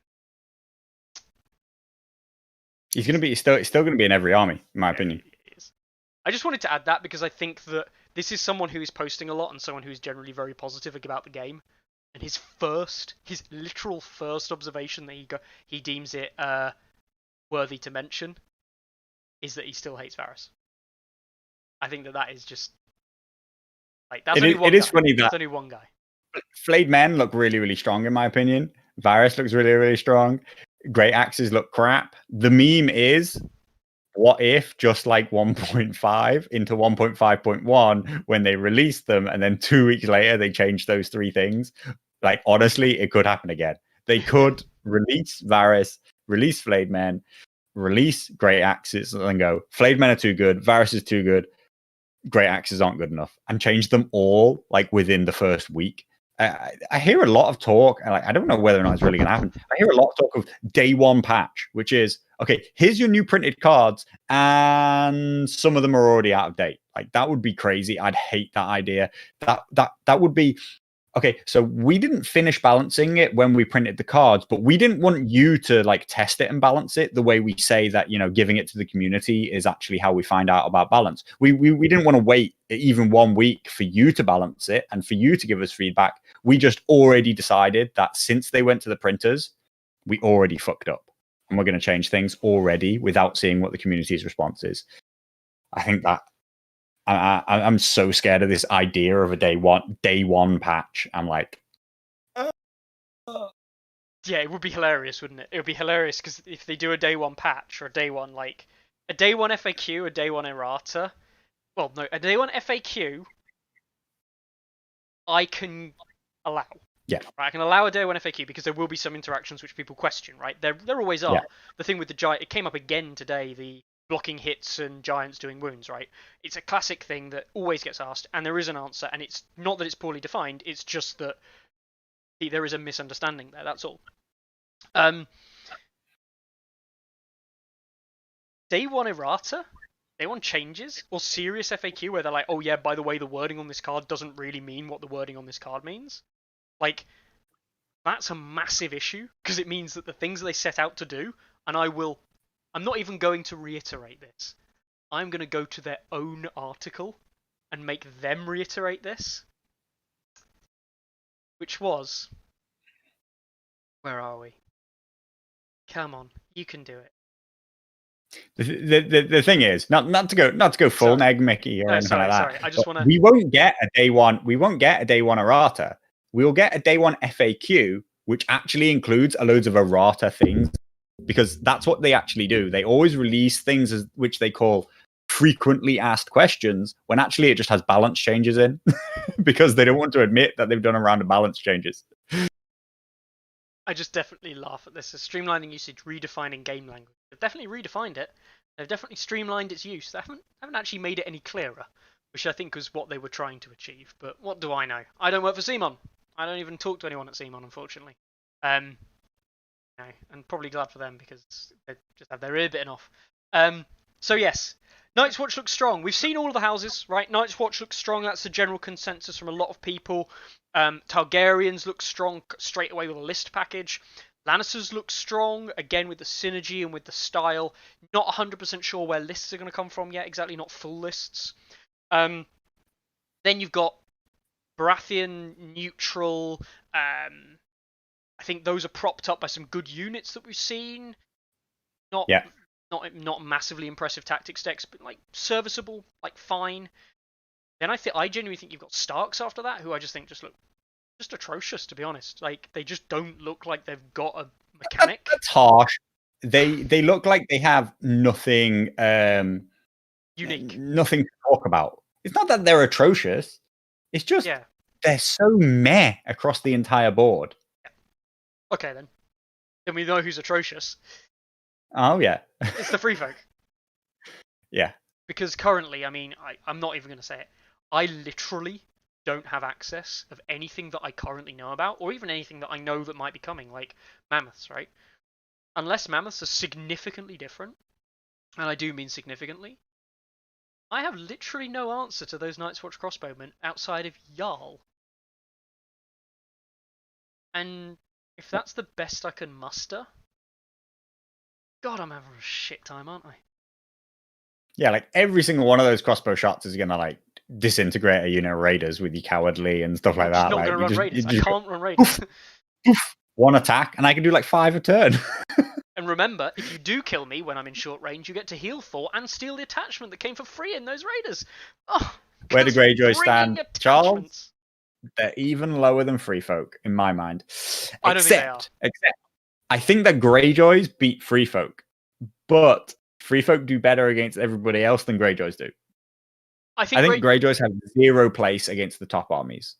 I think Greyjoys will see play because Ironmakers are actually not terrible, especially like Asher Ironmakers are pretty damn good. But one thing I will say, right, is Lannisters, with all of their cool mechanics of like absolutely fucking people's morale over, is absolutely fucking hilarious when you add in Night's Watch and Targaryens as all 5 morale armies. And then everyone else is higher morale. Everyone else's armies are 6 or 7.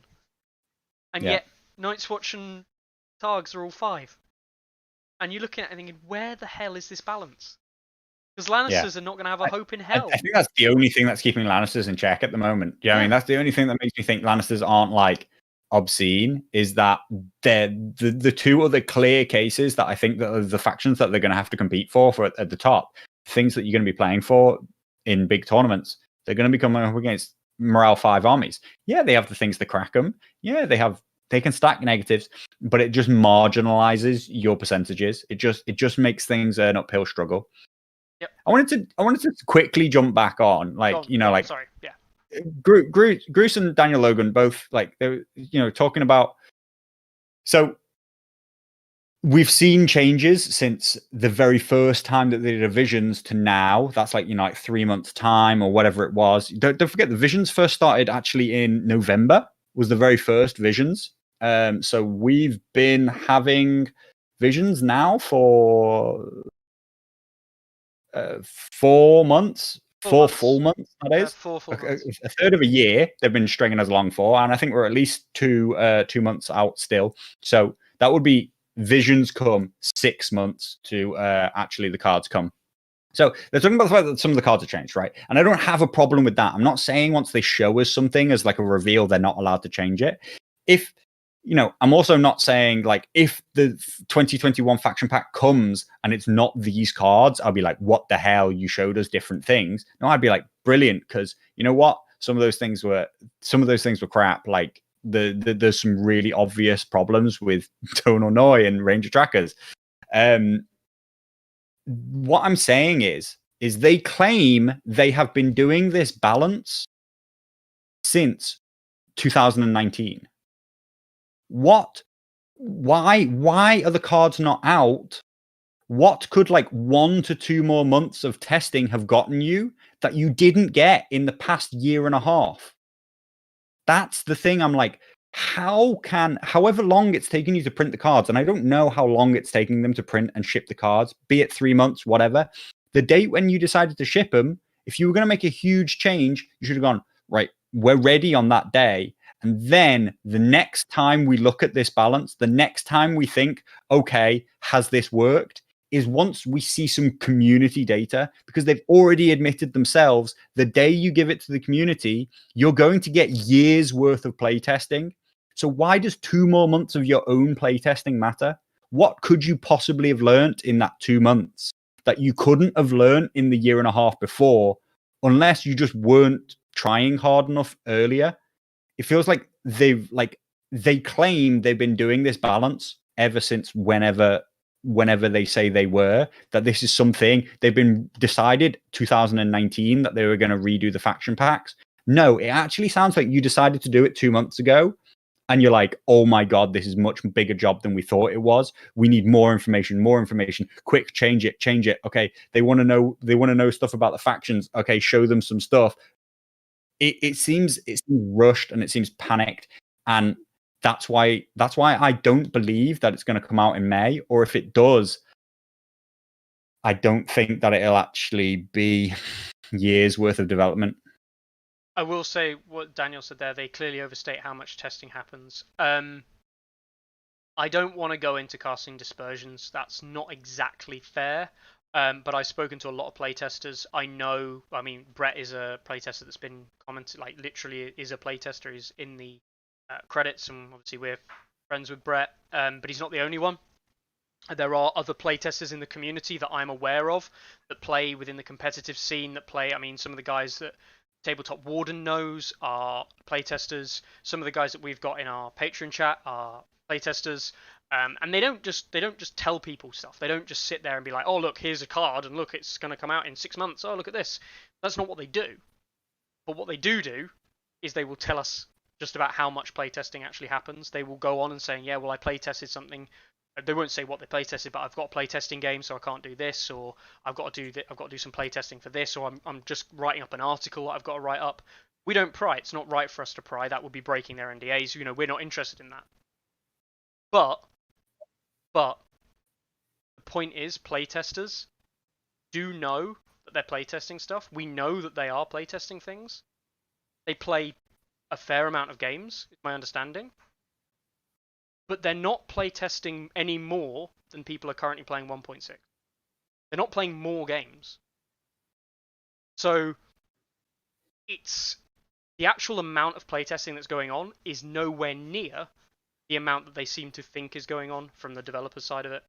And that isn't throwing the playtesters under the bus at all. The playtesters there are doing a really good job, I think, of playtesting stuff.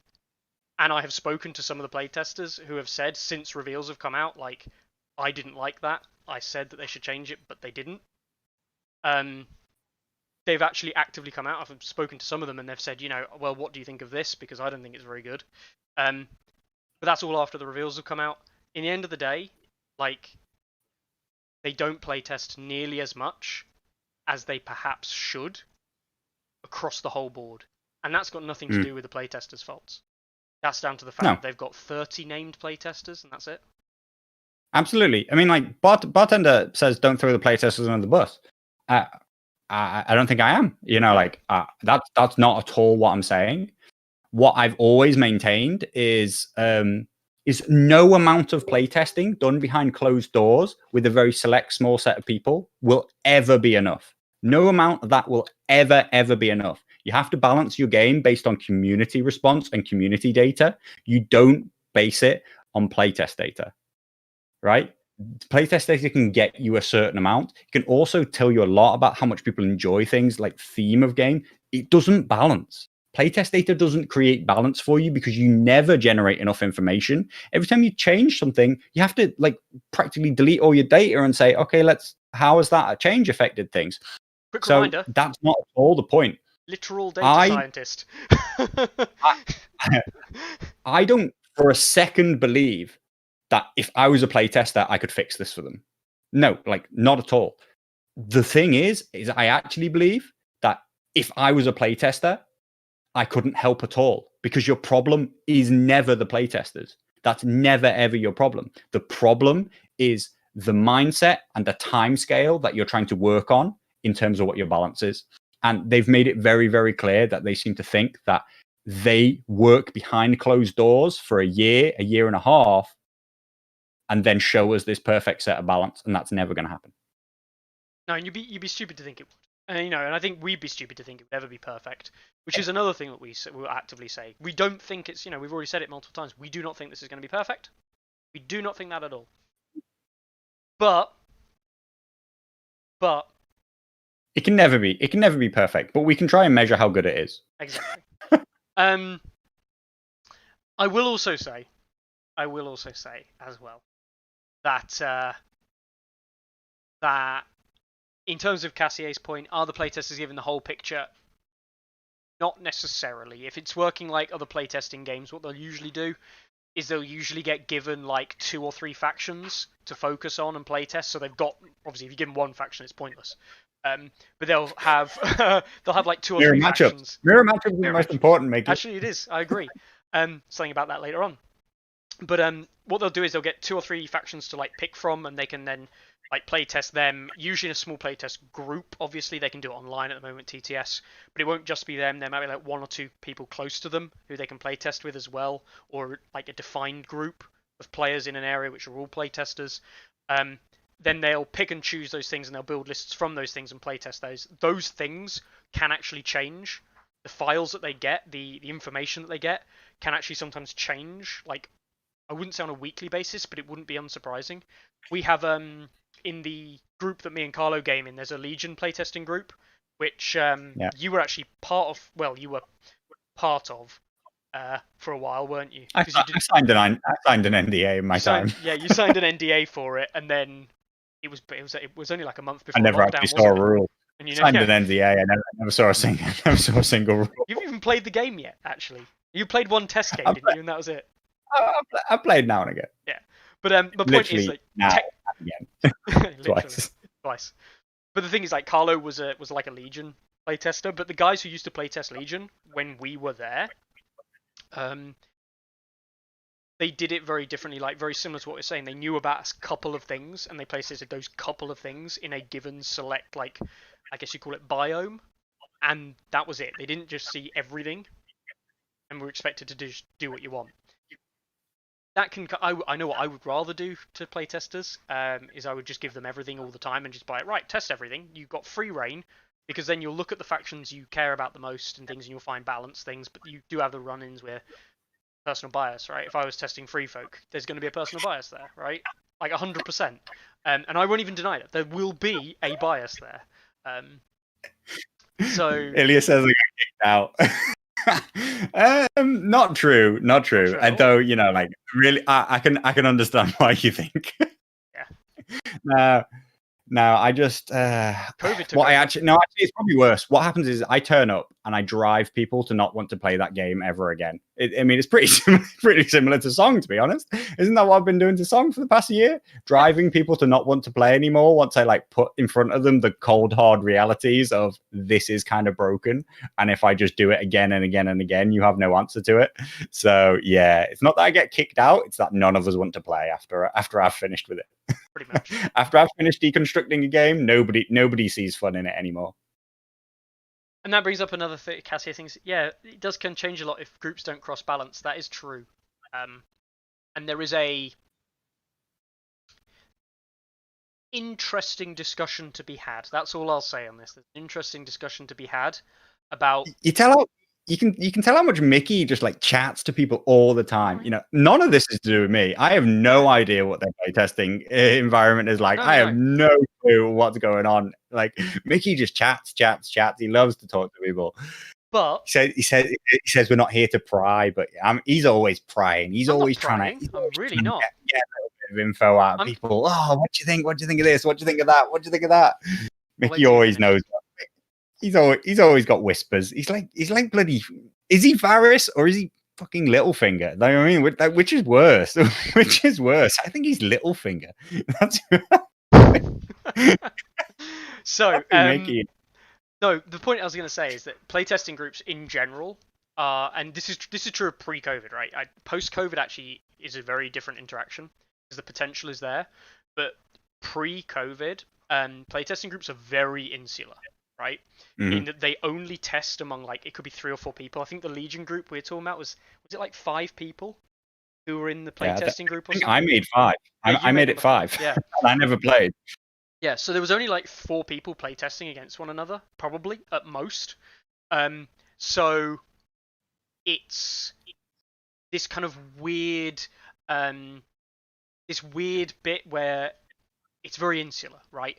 And a given player in a given playtest group. Imagine if Carlo was playtesting. I mean, in our group, right?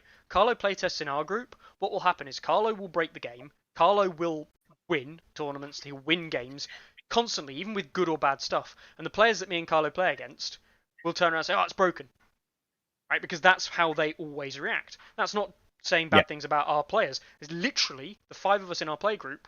If we went and did that tomorrow, that is exactly what they would say. Rose Knights are broken. Yeah. You know, it's got nothing to do with actual balance. And that is the problem with insular groups like that. And that design and development have to look at those insular groups, understand those insular groups, and then take the information across and balance it across. So it's not as simple as this person played a game, this was imbalanced. Because they have to go, yeah, but that player's probably better than that player, and he always thinks things are imbalanced. You've got to take all of those things into consideration. So it is actually very hard. Like, it's one of these things. I'm not saying it's easy and they should have got it right. What I'm saying is it's really hard. They're proving it to us day in, day out that they haven't managed to do it right because it's hard. Just give us the stuff and we'll tell you what's not broken and what is broken. Because we as the community, everyone here in chat, me, Carlo, all the guys on TTS, all of the other guys out there, the likes of that, you know, Craig, Jan, for God's sake, Jan, who posts his battle reports on the main Facebook group every bloody week, give everything like that to those players and they'll tell you. From across the board, be it high end to like, I am absolutely crap at this game, but by God do I love the theme and I love playing it. You know, and that's not trying to say that they're bad. You know, there are good and bad players. That's just true. They're crap, but they're not bad. No, but you know, anyone can play a game. Not that they don't have a right to have their opinion known, and that the game shouldn't consider them when they consider theme and power level and usage of units and how difficult 100%. The game is to play. The game is actually aimed at them, but you can't throw them. You can't throw them into a game against Deoxys, finalist of the World Cup, and expect to get an outcome which reflects how powerful those two things that they played are in terms of like their upper balance. That's all. Yeah, and that's exactly it. You know, what you want to do is you want to balance it so that everyone can enjoy the game and everyone can have fun. And that's the most important thing. Again, like, this is not talking competitively. You want to balance it so everyone can enjoy the game. And actually, I prophesied this a couple of times in my late night warblings that I sometimes have in the Patreon channel and the memeing channel over on our Discord. I actually think I'm really worried that the fun aspect of this game is going to disappear. Because I think there are clear outliers that's just going to suck the fun out of people's enjoyment of the game completely. In the same way that we saw meta lists coming around and ruining people's day when basically people put Starks on the field. But if you play Night's Watch and you have crossbowmen, I genuinely think people are going to be like, this is terrible. That's the thing. That's the thing. Like if those crossbowmen aren't even necessarily winning tournaments, if that 4 crossbow list is good enough that people can put it on the board, it's no fun to play against. Zero fun. And that gun line mentality ruins lots of games. And so it's less. Yeah, exactly. And it's less about God, this might be the most powerful, unbeatable thing. But if a casual level player can stick it on the board and another casual level player is like, fuck this, I hate this game, then you're in a bad waters. You're in a bad place. You've done a bad thing. And that's possible. That's a scary prospect. Anyway, we've ranted far too much. We've ranted like half an hour just about that. It's crazy. And we've still got 30 people watching us live, which clearly means they love it when we rant. Should we go ahead and talk about some tournaments that are happening or have happened or whatever? Yeah. The World Cup finals is coming to an end. We saw, it was during the working day, so I had to literally stream it between me delivering sessions at work. So I had it streaming while I was marking workbooks and stuff. And I wasn't even talking over anything. I couldn't. Teaching people. But we saw Deoxys beat Larks pretty emphatically. It wasn't a particularly close game. Deoxys showed Larks how to play aggressively, and Larks got beaten fair and square in the start mirror. We saw Winter's Deoxys is going to win. Yeah, I've been saying it for about 6 weeks now, since middle of the regionals. Deoxys is going to win. I said it myself. I said the only person I was worried about facing in the whole of the 16 players in the finals was Deoxys. Because I genuinely believe he's the best player in the world. Genuinely. Good. And yet I believe anyone else there I can beat. I know it doesn't mean I'll always beat them. I can beat you, mate. I've beaten you before. I'm the best player in the world. Prove it. Can't even beat Teddy. Jesus Christ. Come on to that in a second. That's hilarious. But yeah, so we saw Tobomot play Winter is Coming, and when Tobomot with the Mother Dragons list actually beat out Free Folk. Yeah. Horde list. Tobomot played really well. I didn't think was going to happen. He played aggressively. Not at all. He did the one thing that Free Folk Insignificant Spam doesn't want you to do, and played controlled aggression. Went in, understood how to win, limit the activations, win that way. I do actually think, and I do want to, obviously Tobo played really well to get himself in a winning position. And Tom, I've already spoken with Tom about this. I think Tom lost the game. His deployment of his Endless Horde unit at the end of the game near the dragon flank, whereas he could have put it literally on the complete opposite side of the board. And there was actually a very good chance the dragon would never have been able to get there. And as a result, he could have, if Tobo goes for an objective victory point win, Tom can just grab a victory point, grab an objective on the board and win that way. And Tobo can't get close enough to go for an extermination victory, which is what he eventually won by. Yeah. So as a result, I didn't see the game, but it sounds like another one, despite the fact that it ends up as a crushing victory. It's another game which is incredibly close. Yeah. Winter is Coming is winning the game, but he gets wiped out. That is a very close, ultimately crushing defeat. But another very, very knife edge game. If you look through actually at the secondaries scored, so many of the World Cup games have been narrow victories, and that just shows that when it comes down to it, it's such fine margins when these top players play each other. And so that's been all really brilliant. Winter is Coming and Larks have agreed that they both want to play for third place. So they have got a game this week. They will play for third place, and Tobomot and Deoxys will play a best of 3. And that will happen probably over roughly the next 2 weeks. Tobo is a nightmare for him telling streamers when he's going to agree to play. So hopefully we will get a time for people. Local Breeze asking when those matches will be. But yeah, I know Deoxys has a relatively open schedule. Hopefully, Tobo will give him some times soon, and hopefully, all 3 of those games will get streamed. I hope, I'm going to just say this out loud now, I hope they'll play all 3, even if it goes to 2-0. Deoxys. We'll see what happens. Yeah, definitely. Right. I was just just typing a message there so quick. Sorry. What I still think Stark's going to win. I think it's very interesting that MOD's come second. It's also kind of funny that I'm pretty sure that Rob and Howland are going to win and that MOD is going to come second, and they are rated 1, 2, and 3 in the commander rankings. Yep. Funnily enough, the people who are just playing off for 5th and for 3rd are currently playing as and Howland Rob. Yeah, so nobody is playing a commander outside of the top 5. And if you look at the next group down, Zero Talk, myself, Malleus, and our Deep Math, Steer, Palmer, Mance is in the top 8. He's one of those top 8 commanders we talked about earlier. The only person running something not in the top 8 is Queen of Marine. And let's just quickly remind ourselves how many times he run it. Oh, that's right, he didn't run him. So, yeah, I mean, yeah, it's clear. It's clear indicator. You know, all of the non-top factions got knocked out in the first round, and the top 2 factions, the top 2 completely meta picks up there in Mother of Dragons and Rob Howland are in the final. That's not a surprise to me whatsoever. It's not a surprise to me that Deoxys in there. I've shared the same sentiment as you have regarding Deoxys as potentially being the best player in the world, and yeah. That's what you keep saying. I keep saying he's going to win the tournament. I don't keep saying he's the best player in the world. That's your word. Don't put words in my mouth. Fine.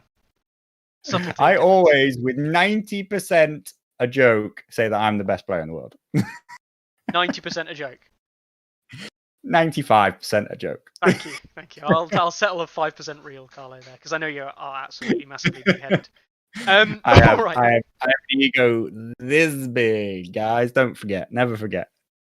So, that moves us on to other things. So we saw, this weekend coming up is the Adepticon 2021 replacement tournament that Brett is running. It is now officially, even though we kind of already know, but it is actually 100% official that this is organised play. The first event in organised play, which the closest we understand to anything about this is that there is CMON ranking involved. Supposedly they're still trying to put a website together for the past year and a half. Or a ranking structure, I don't know. We'll see. Obviously, no, he literally said they're still trying to get a website together. Whatever that means. Jesus Christ. Jesus. Anyway. Sorry, I shouldn't laugh. Shouldn't, given that you didn't get paid to do it. And it makes me cry. Makes me want to weep, but could have done it for them at a knockoff price and it would have been good. That's the thing. For $3.99. I know, right? I know. Anyway. So anyway, Adepticon 2021 is going to be the first. There is a second actual event that is organised play as well, which is the Brisbane event, which I don't believe is on the site. It might be. No, it is. BrisCon. Yep. So we've got 14 people at the indie event, and I currently think, currently 0, but I believe there are 7 people interested on the Facebook group in the Brisbane event. Which is interesting, though, that 16... This is only a 16-man event. I don't know if it's got space to grow. But if a 16-player event is considered organised play event sized, then I'm 100% convinced that the GT can be an organised event using CMON ranking system. Yeah, I mean, I'm pretty sure that an 8-man couple of games down at the club on a Friday could be an organised play event if that's the barrier to being an organised play event. But 100%. We'll see. By the way, I will be contacting CMON and setting us up as an organised player organisation that can set up events and running them down our local every Friday night when.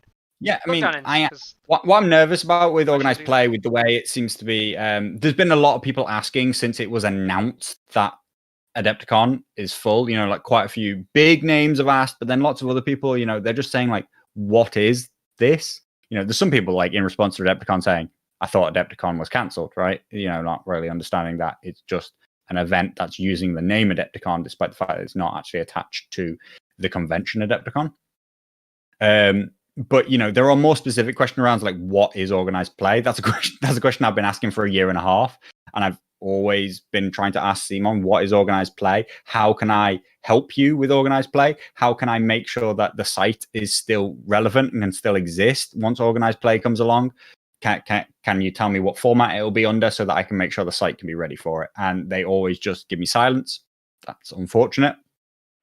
But yeah, the fact that this is now deemed organized play really brings up questions around how is organized play done, and the thing again, the worst case scenario, the thing that scares me is that it seems very cloak and dagger. Like, do you know somebody at CMON? If so, your event is now a ranked event.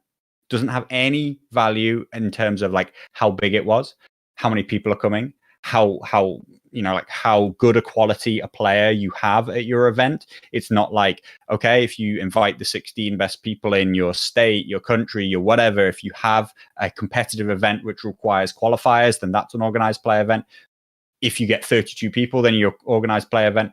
If it's just like, I know someone at CMON, therefore my event is organized play, then I think that is a huge problem. And that's what I'm kind of nervous about, which is the openness and transparency with which you're supposed to be able to apply for this stuff.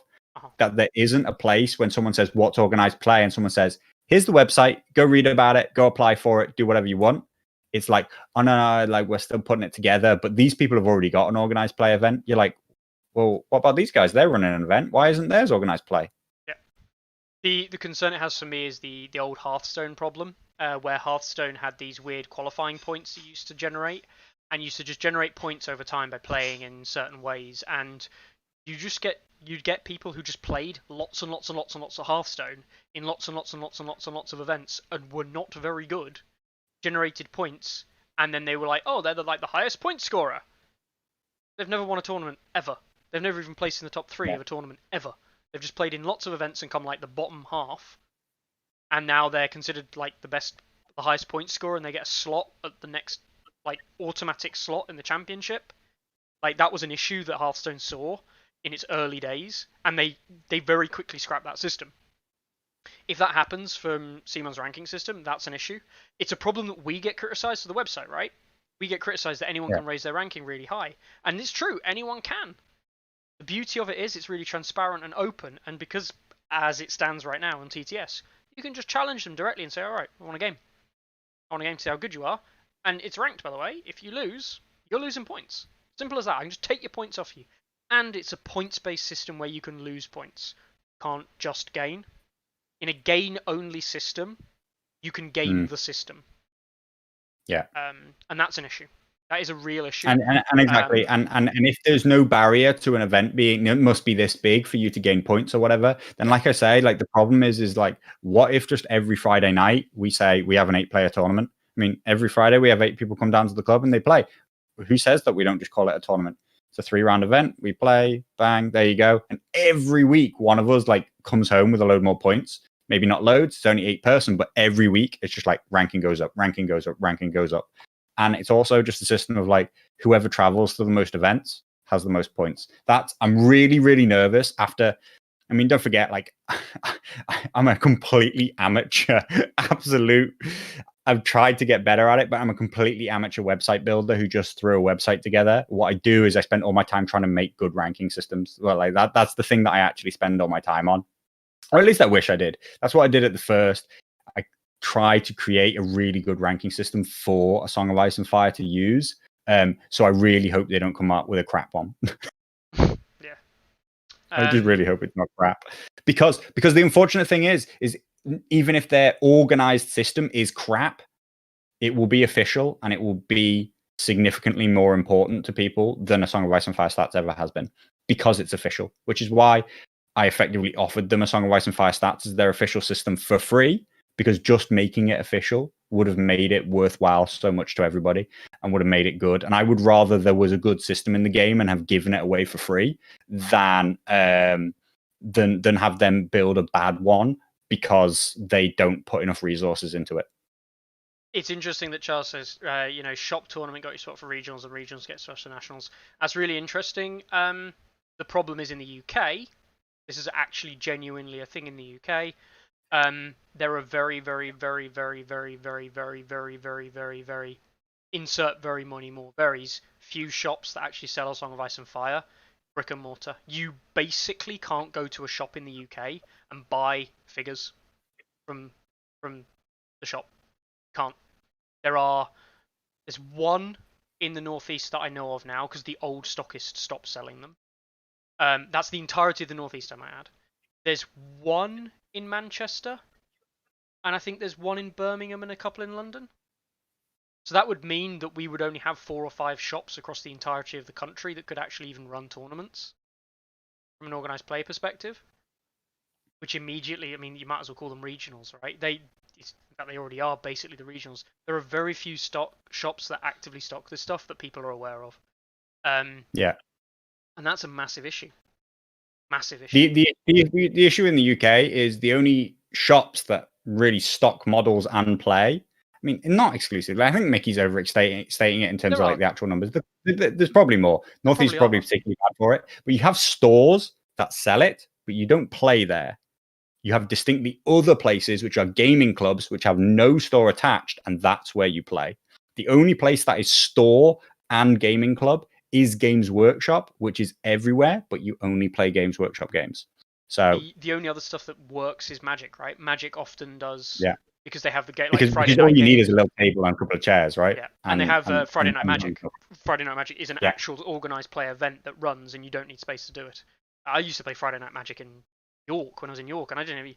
It was Traveling Man that ran the Friday Night Magic, and they just ran it down a pub. But yeah, you can't do that with Song of Ice and Fire or Games Workshop, and unfortunately, Games Workshop has such a stranglehold on the UK market that it's not even funny. In terms of like on sale, on street, high street miniature buying. Anyway, moving on to the last event, Bash, the TTS event. If you haven't seen it already, go and watch Carlo's video where he breaks down the strategies in his matchup against Tyrion using his Courtney list. He talks about the list beforehand. It's quite an interesting take on like how he thinks he's going to win. Spoiler. Thanks. Doesn't win. Big fat I was L. robbed. I was robbed. And I will even go as far as saying it's his own fault that he lost. Something unlucky happened, like something outside of the expected results happened. Don't labor on it. But there is a counter video actually by Leet Teddy if you're interested, where he talks about his own opinion, which I found super interesting because I do think that one of the most interesting things about the game is the way people see a matchup and the way interesting that two people can look at. I'm always absolutely adamant that two people can watch a game and both believe they were unlucky. Two people can go into a game, and we were both pretty adamant in this game that we went in as the underdog in terms of the faction list. We both outright state my opponent has a better list, and this is why. And I think that's also a natural mental state that lots of people can think that they were more unlucky than they were, and lots of people can see their opponent's advantages and not see their own. I still think that I'd swap for Tyrion. I'd still play the Tyrion list over the Courtney list myself. But it is actually a really, really close game. You'll see in my video, the site thinks that it's almost the 50-50 win rate, and it is almost the 50-50 game. So, that's the site again saying, based on all these ELO things that we calculate, we think that this is going to be a really close matchup. Same as the World Cup. Bring things that are really close together, and you get really good games. And it was a really great game, and I will hopefully be learning from it. I think, you know what I would say? When I was watching the game, when I was because I was watching it because I was recording it, I was semi-watching it at the time. I actually went out, took the dog out for a walk, came back, and saw the final board state and saw the score. I was like, right, okay, so this has happened. And all I simply would say is that Chris understood his outs for this bad situation he was in, and you didn't see all of his potential outs, and that was all it was. Yeah. You missed an out, and you didn't play around it, and it came up Chris's way on the day. So it's little mistakes like that. Yeah, I absolutely had a chance, had every chance to win, despite thinking that, I was the underdog in the matchup, and I threw it away. So, I've tried to talk about how and why I threw it away, and why it's really important to look back at your own game and say, I won't do that again in the future. And that's how you become a better player. And that's what the series is about. It's not about like just being a battle report. It's about trying to use game footage to be better, because yeah, I'm all about trying to get everybody to be better players, myself most than anybody. I could still win though. Elite Teddy has to play. Winter is coming, and I'll be playing Mahoney Slaw. And if Winter is coming beats Mahoney, then I have. If Winter is coming beats Elite Teddy and I beat Mahoney, then I still have a real chance to win. So I'm still all guns blazing for the event, and I'll try and get us another video this week of me playing Night's Watch. Yep. Hopefully not back-to-back losses. Hopefully not. We will see. Before anyone says why are there no Free Folk or Starks in the top 4, basically the 4 players that we know and love from the online scene, Chris, Carlo, Winter, Tom, and Mahoney, they all agreed before the tournament they wouldn't bring meta Starks or Free Folk, and essentially everyone else there, I'm not saying they're bad players at all, they're still respectable players in their own right, the likes of Scabman, Mongoose, Chris even, Tyrion, Jacko, these players do play, but they don't play as much and aren't at the same level as the top 4 that you see there. That doesn't mean that they're bad players though at all. I think they're still very good players in their own right in the UK scene. Certainly, everyone in that list of 12 players pretty much is someone I would take seriously as a tournament game. So there's no complete and utter jokes. Are there any complete and utter jokes on the tournament scene that I know of? Oh yeah, Carlo. He's a complete joke. Don't play against him. He's crap. There aren't Stannis, Thousand Lord Commander. Stannis. Absolutely. Stannis is a complete joke to play against. Yes. He's a man that you definitely don't need to think about the game before going in, and you're much better off just making him think about the game on round 1, because he'll almost certainly outthink himself and kill himself with his own solution. Anyway. Stannis is great. Love him. Love the guy. So, we'll leave it there for this week, guys. It's an hour and 2.5 hours, which is a fairly long time. We went far too long over Night's Watch. I am far too annoyed and frustrated that they're, no, we're not. They look great. I'm wearing black because that's what I'll be wearing from now on. Partially to mourn Free Folk, and partially because I joined the watch like several years ago because the lore's great. Come on, guys. But yes. Anyway, we will leave it there. We will be back with you this week with probably another video from Carlo, and then we will see where. I think I'm playing on Sunday, so you probably won't get the video until after next Monday. It might come out like midweek, so you might have to wait a week and a half. Oh yeah. Faction Masters, come on! Don't leave Deoxys hanging. I won't leave Deoxys Faction hanging. Masters. You need sign-ups. It's like this week, right? I mean, we sort of led with it, Deoxys, but it was about a year ago when we first started this video. When we first said there's a Masters top 8 players, top 8, just 8 at this point. I think we're very much looking just for 8 entries into each faction. There are some top players from the TTS scene who have shown that they're really good with each faction, who've been invited to each event. But anybody else who wants to play in any given faction can apply. Some factions are more full than others. Some factions are more popular than others. Absolutely, if you just want to turn up and play, 100%, I'm pretty sure you'll get a spot in the neutrals. Yeah. So Baratheons is basically full. Lannisters is getting there. Let's see how many people actually put there. Starks is pretty low. Free Folk's low. Targs is currently low. I might enter for Targs actually. I'm in at Free Folk, but I might enter. Funnily enough, actually, it's like people are tired of playing Stark mirrors. People are tired of playing Free Folk mirrors. Actually, the Baratheons have always had like this frothing fan base who love Baratheons. Plus, it's quite interesting because Baratheons isn't such a strict mirror because of the 2 half faction rivalry. So therefore, there's a certain interesting part for that. I've been asked to enter the Lannister one by a few players. I probably will, but actually I'm super torn. The only reason why I haven't entered one yet at the moment is I'm super drawn to Night's Watch. As I say, I think they have the widest range of like viable builds, the most interesting game mechanics when they play into themselves. Whereas Lannisters is like, basically, to me, it's like, so how faith are you going to go basically. It's like, are you gonna go full faith or medium faith? And that's less appealing to me. But I am a long time Lannister player, so really I should put my money where my mouth is when I start saying stuff like Tyrion's a better commander than Courtney. I should probably turn up with Tyrion and show why I think he's good. So yeah. On that note, Night's Watch I think is doing okay for players. Yeah, it's got 3 players already in, but 3 players in the waiting list is definitely players. Some spots there that still are up for grabs if you want to try and get in. The neutrals is really thin on the ground. There's only 2 players in there at the moment.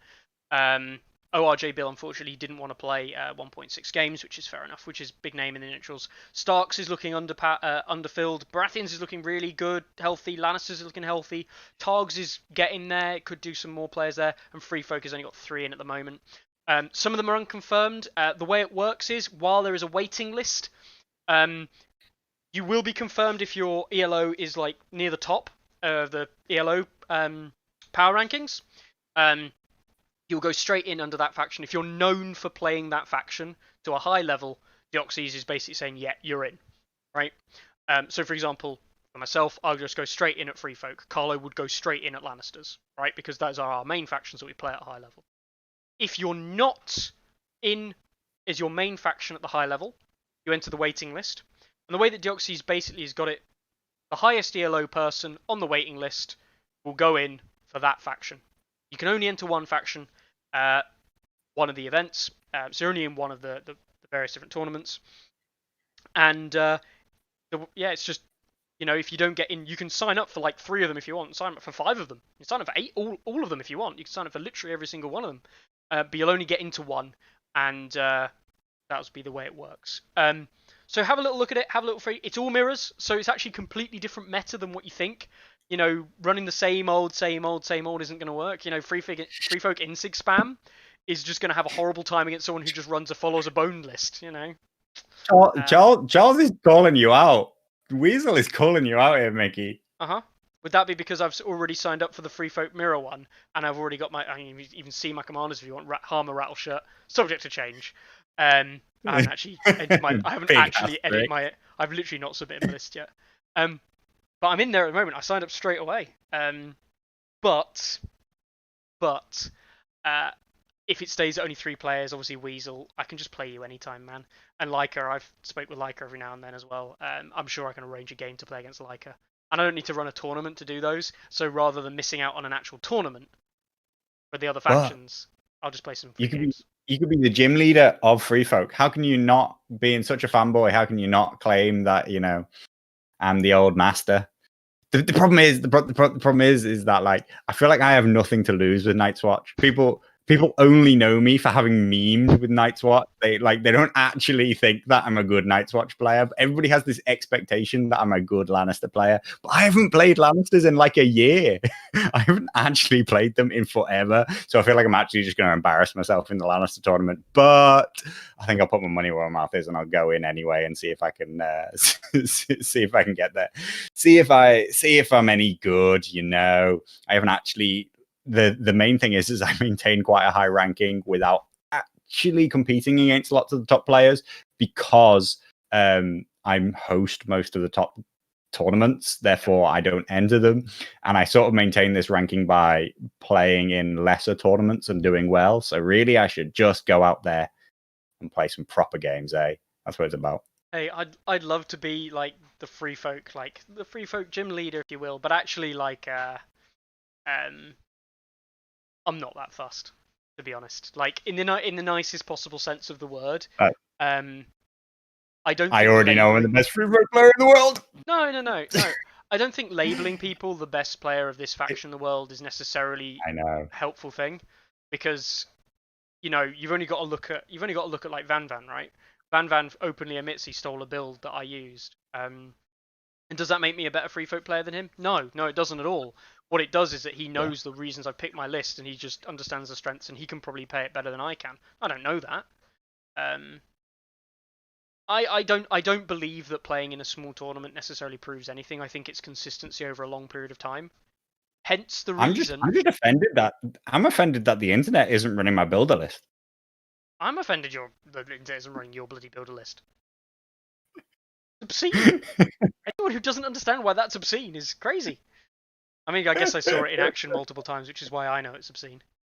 God, I really wish you'd do that. You know, when you click the little X on those things, it doesn't put them away. It instead takes you to them. Is that a thing you know? It's a bug?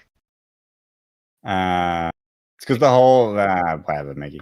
It's because the whole thing is a link, and Yeah, I know. Let's change it.